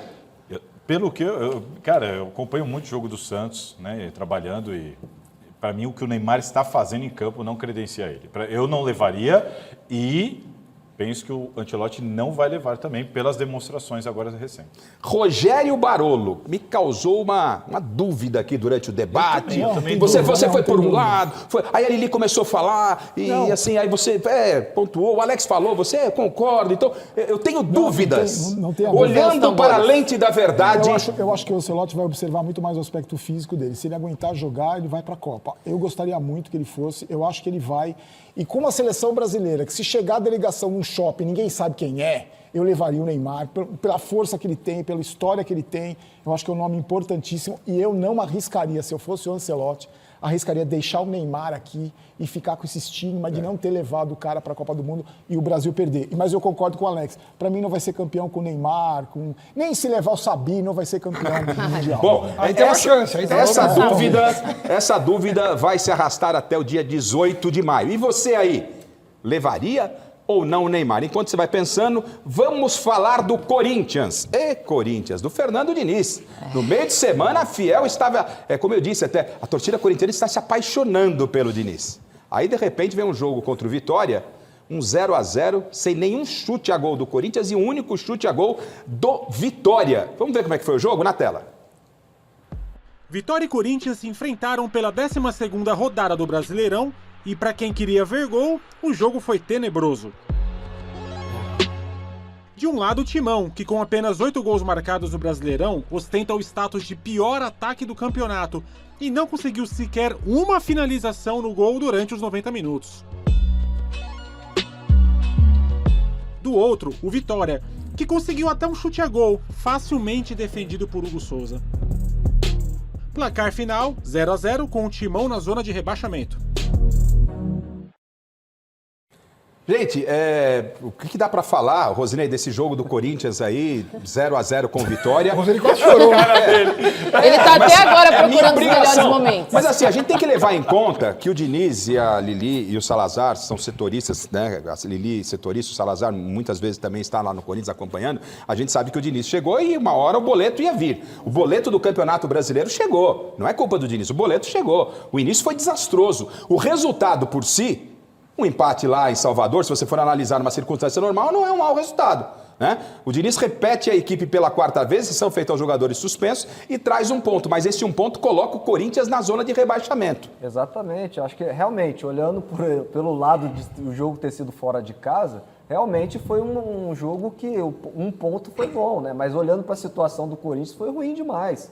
Então, assim, o Diniz consegue repetir a equipe, né? Tirando o André e o Mateuzinho, que estava suspenso, mas manteve os jogadores com 4 jogos seguidos. Acho que isso é importante para um treinador que está tentando trazer o seu modelo de jogo para o Corinthians.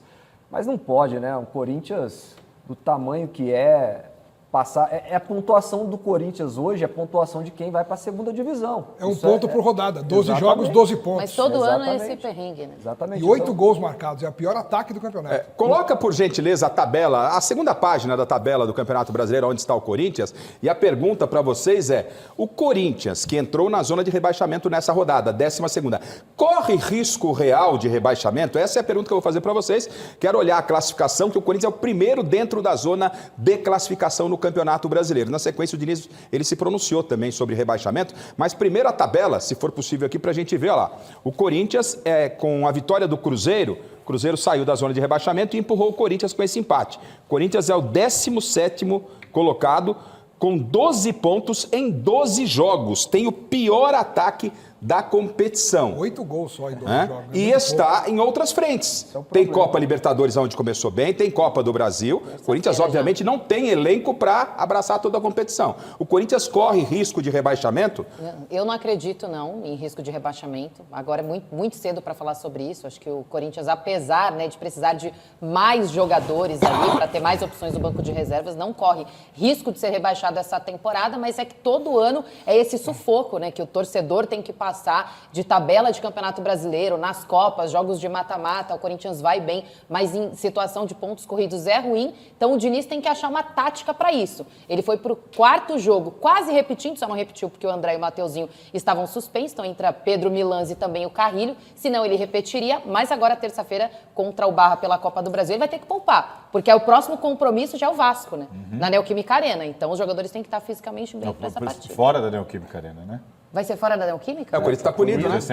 É verdade. Se não derrubar... Se não derrubar a punição, se tem que não jogar tiver 100 nenhuma liminar ou km de tentar São Paulo sem derrubar... torcedor. Rafa, o Abel falou depois da última coletiva que ele concedeu que se o Corinthians jogasse contra todos os outros times do jeito que se entrega contra o Palmeiras, lutaria por outros títulos. Falácia. Só que não consegue, porque é contra o Palmeiras que joga daquele jeito. Não é falácia, é mais uma do Abel Ferreira. Tudo bem. Esse elenco do Corinthians, ele tem uma síndrome, um problema crônico, que a gente vem relatando isso desde o ano passado. O Dorival batia muito na tecla de que escolhe jogo. O elenco até fica incomodado quando fala isso. O elenco escolhe jogo. E a questão não é o Palmeiras, é que o Abel gosta de ficar puxando para ele, achando que é o supra-sumo de tudo. Mas não é. Este elenco joga dessa pegada realmente citada pelo Abel em jogos de mata-mata, muito forte, sempre contra qualquer adversário. Mas você olha para a tabela do Brasileiro, exato. Não adianta você escolher Copa do Brasil e Libertadores. A pergunta para você é, Corinthians corre risco de rebaixamento? Não, eu não acho que corre o risco, mas eu imagino mais um Brasileirão, como a Lili bem trouxe aqui, ali na parte de baixo, 10º colocado, e nas Copas, de novo, muito forte contra qualquer adversário. É um perfil desse elenco que o Dorival não... Isso irritava a comissão técnica do Dorival, ele não conseguiu mudar isso, e o Diniz tem essa missão. Ainda para colocar na roda o Barolo, o Rosinei, o próprio Alex aí, para falarem sobre rebaixamento, o Diniz, obviamente, na entrevista coletiva lá em Salvador, falou sobre o Corinthians na zona de rebaixamento. Será que está preocupado? Como é que está reagindo o Diniz com essa situação, já que tem o Vasco agora, sem o apoio da Fiel, seria na Neoquímica Arena? Pois não, Diniz. Isso é uma preocupação que eu tenho, que todo mundo tem que ter, de tirar o Corinthians rápido, não só da zona de rebaixamento, mas andar para cima na tabela. E aí, gente, o Diniz, agora ele tem, assim, tirado o rebaixamento, como disse o Salazar aqui, é importante a gente ter noção, o Corinthians é um time que foca nas Copas. Se você for observar, o Corinthians não briga pelo título do Campeonato Brasileiro, isso é óbvio. Palpável, de forma palpável, onde ele poderia brigar, Copa do Brasil, talvez até uma Copa Libertadores, começou bem. São as Copas, são as Copas. Mas você tá no Campeonato Brasileiro na zona de rebaixamento. Você tem agora, no meio de semana, o Corinthians joga pela Copa do Brasil contra o Barra, terça-feira em Santa Catarina. E depois tem o Vasco sem o apoio da sua torcida, a não ser que o Corinthians consiga um efeito suspensivo, porque ele está punido com perda de mando. Aí tem que jogar fora de casa e com portões fechados. Olha a sequência do Corinthians. O Barra, Copa do Brasil, depois o Vasco, depois em casa, Penharol pela Libertadores, depois Mirassol, que venceu o Internacional lá em Mirassol, e depois contra o Santa Fé fora. Como é que vocês imaginam que o Diniz vai administrar isso? Prioriza o quê? Tem que, contra o Barra eu vou dar uma segurada. Os jogadores vêm de 4 jogos. E uma leitura que é possível ser feita, quando ele fala que tem que tirar rápido o time dessa zona de rebaixamento, da parte de baixo da tabela, justamente pelo que o Salazar falou. O Corinthians se entrega mais em Copas e em Clássicos. Mas daqui a pouco, se isso se estender por muito tempo, cada jogo do Brasileiro vai ser considerado uma Copa. Porque é jogo de evitar o rebaixamento, como foi 2 anos atrás. Aí você não consegue dar aquela seguradinha em um, mesclar o elenco. Aí você não ganha nada, você só foge do rebaixamento. Você prejudica as outras competições, né? Porque você vai começar a ter um foco nisso. Fugir. Eu preciso fugir da zona de rebaixamento, que é um grande problema para qualquer equipe. É por isso que eu sempre falei antes, né? O Corinthians precisa fazer pontuação no Campeonato Brasileiro para ter tranquilidade para jogar as outras Copas. Mas só para lembrar, o São Paulo tomou lé desse time do Vitória Perdeu de 2-0, podia ter tomado mais, tomou o lé do time do São Vitória. 4 jogos sem perder. Eu não acredito que o Corinthians vá lutar contra o rebaixamento. E como rival, eu só desejo para o Diniz o mesmo desempenho que ele teve em todos os clubes por onde ele passou menos do Fluminense, inclusive no São Paulo. Se ele tiver o mesmo desempenho que ele Sempre teve no São começa Paulo, muito bem, feliz. não sustenta, depois cai. Esse é o desafio dele. Não sou eu que digo isso, né? É a história do futebol que diz isso. Só tentando ver um pouquinho o copo meio cheio, são 4 jogos do Diniz. 4 jogos seguidos sem gol. O Corinthians não sofreu gol em nenhum dos 4 jogos. Vamos ouvir, Isso é interessante. vamos ouvir o Diniz falando, né? Tem esse ponto positivo que o Salazar levantou. Início de trabalho, você começa arrumando o time pela defesa. Sim. Isso é 4 ponto jogos positivo. seguidos sem tomar gol. São 4 jogos sem tomar gol. E assim, 2 de Libertadores, Perfeito. 11 contra 9 com o Palmeiras e com o Vitória fora de casa. Perfeito. Agora, fosse uma outra situação, ele teria começado muito bem. O problema é que está na zona de rebaixamento com o pior ataque do Campeonato Brasileiro. O Diniz falou desse desempenho baixo, a preocupação com o sistema ofensivo do Corinthians, que é o pior ataque do Campeonato Brasileiro. Vamos ouvi-lo. O jogador não é só músculo e osso, mas também é músculo e osso, né? E outras coisas. E a gente vai avaliando, junto com o departamento de fisiologia do clube, e conversando com os jogadores para a gente ver a melhor estratégia para poder colocar os jogadores em campo. Uma coisa que a gente vai pensar amanhã, a gente tem amanhã e depois de amanhã, para escolher o melhor time para jogar contra o Barra e também pensar na sequência da temporada, que logo depois a gente tem o Vasco em casa. Na verdade, o Diniz respondeu sobre poupar os jogadores. Na sequência, ele vai falar sobre o desempenho do ataque. Aliás, sobre poupar os jogadores, o Diniz foi muito claro, né? Aliás, eu fiquei muito, muito feliz, porque há muito tempo eu não ouvi um técnico brasileiro parar com esse negócio de controle de carga. E ele, a semana passada, ele ratificou nessa entrevista o que ele falou a semana passada, né? Vamos ouvir o Jorge Jesus. Eu acho que no futebol brasileiro, ainda técnico do Flamengo, foi o único treinador, né? Faz quanto tempo que o Jesus... 19, né? Então, há 7 anos, o que a gente mais ouve de todos os treinadores é controle de carga. Exato. E o Diniz repetiu praticamente o time inteiro, 4 jogos com o mesmo time, exceção feita aos jogadores que não jogaram, o Mateuzinho e o André. Vamos ouvir o que o Jorge Jesus lá atrás falou sobre controle de carga, cansaço. E o Diniz agora veio, ele disse que não despreza a ciência, mas que não é só isso, tem muitos fatores. Eu quero ouvir vocês, mas antes, Jorge Jesus em 2019, falando sobre controle de carga, dar descanso a jogadores. Vamos ouvi-lo.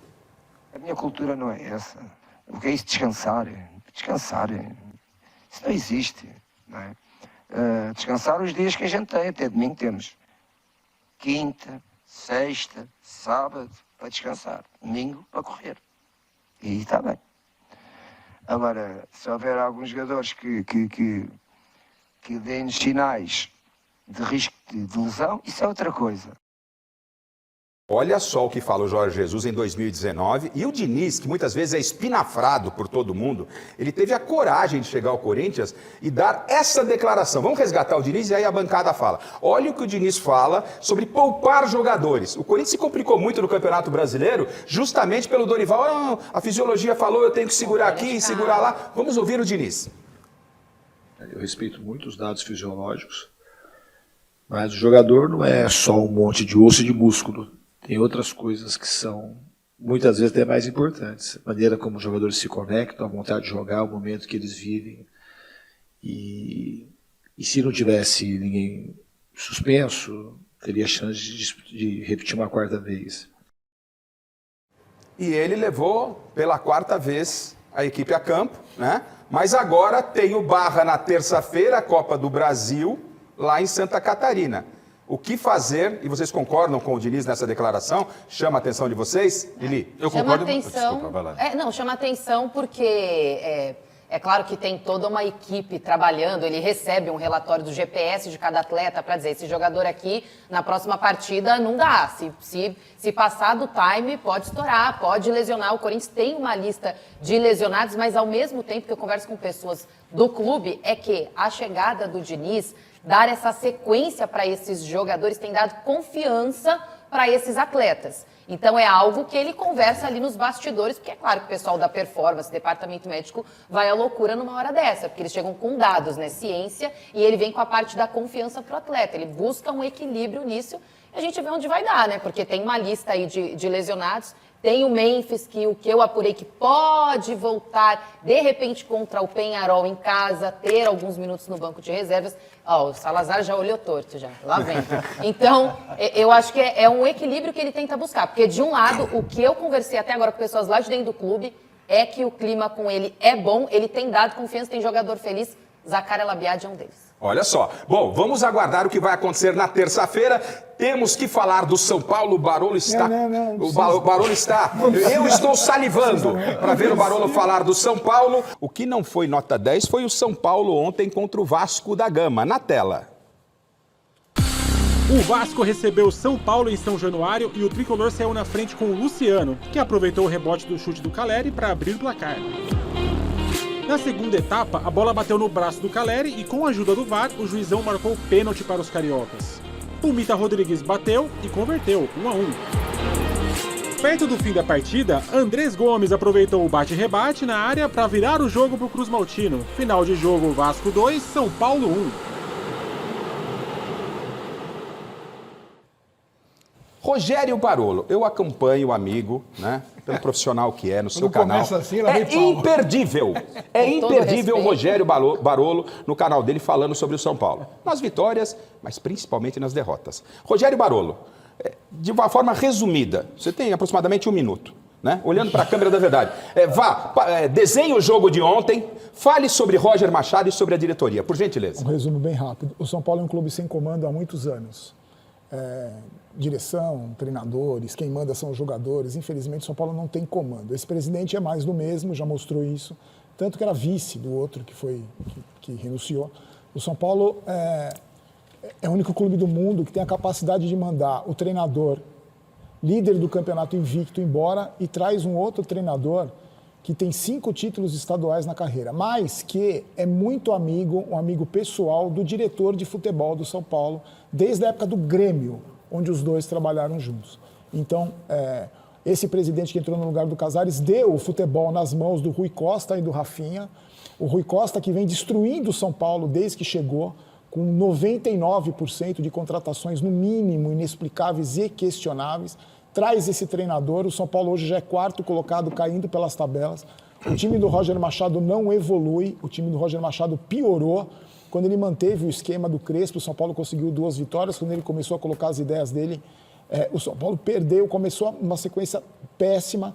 O São Paulo hoje é um time sem esquema de jogo, sem padrão tático, que não tem absolutamente nada nas mãos desse treinador. O São Paulo não vai mandar, por enquanto, esse treinador embora, porque seria assinar o atestado de burrice, que a torcida sabe que eles são, porque o Rui Costa e o Rafinha que tomaram essa decisão, eles vão segurar, eu acredito, até o São Paulo chegar ali para o 12º, 13º colocado no Brasileiro, ser eliminado da Copa do Brasil, sofrer alguma derrota vergonhosa na Sul-Americana, que é a Série B da Conmebol, um campeonato vergonhoso, e vão manter esse treinador até lá.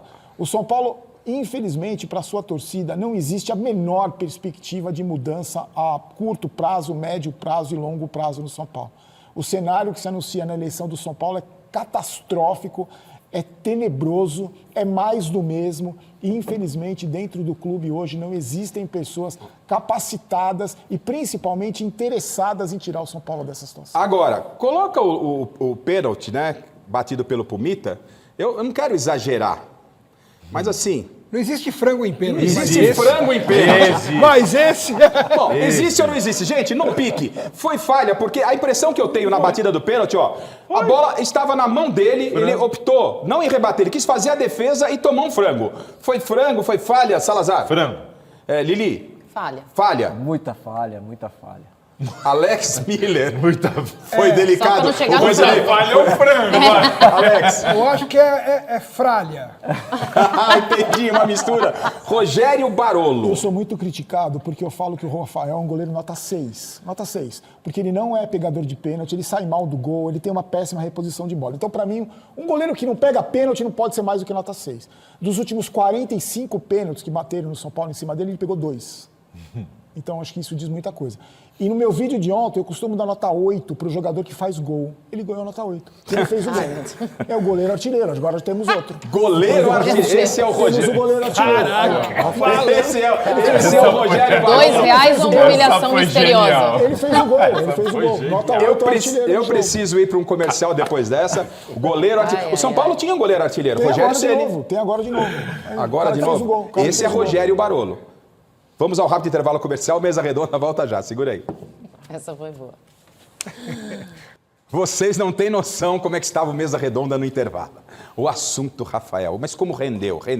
Aí já estava o cinegrafista falando, Barolo de... Tava uma loucura aqui o estúdio. Barolo, muito obrigado. Receber você aqui é sempre um grande prazer. Você é um querido, você é da casa, você é um baita jornalista. Sou seu fã, além de seu amigo. Obrigado, Barolo. Vamos combinar uma coisa? O São Paulo joga no sábado, vocês me ligam depois do jogo, me convidaram. Tá bom. Quando ganhar, por favor. Tá bom. Obrigado, eu que agradeço, sempre um prazer. Tá bom. Lili, que prazer enorme, foi muito legal, resenha boa, sucesso pra você lá na ESPN, a gente tá sempre te acompanhando, também nas suas redes sociais, as informações do Corinthians. Volte outras vezes. Tá bom, eu que agradeço a participação, a toda a mesa. Garrafa, obrigada por estar aqui. Me chame numa próxima, mesmo se tiver o Salazar, que só vê o lado negativo das coisas, mas eu venho pra debater com ele. Que legal. Rosinei, você é da casa, é irmão, é jogador, tá arrebentando lá na Rádio Craque Neto, também lá na Band, lá quando aparece lá com o Neto e tal. Gosto muito de você, Rosinei, você sabe disso.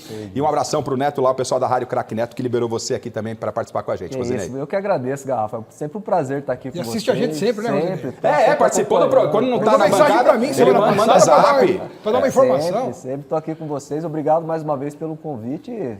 Sempre que convidar, pode ter certeza que estarei aqui. Obrigado pelo carinho. Obrigado, Alex Miller. Valeu. Obrigado, Thiago Salazar. Parece que vai mudar de ideia. Tem até o dia 18 para mudar de ideia e levar o Neymar. Tá certo, Salazar, ou não? Só não me chama mais quando vier um hater assim pra mesa. Tá, já basta os da internet.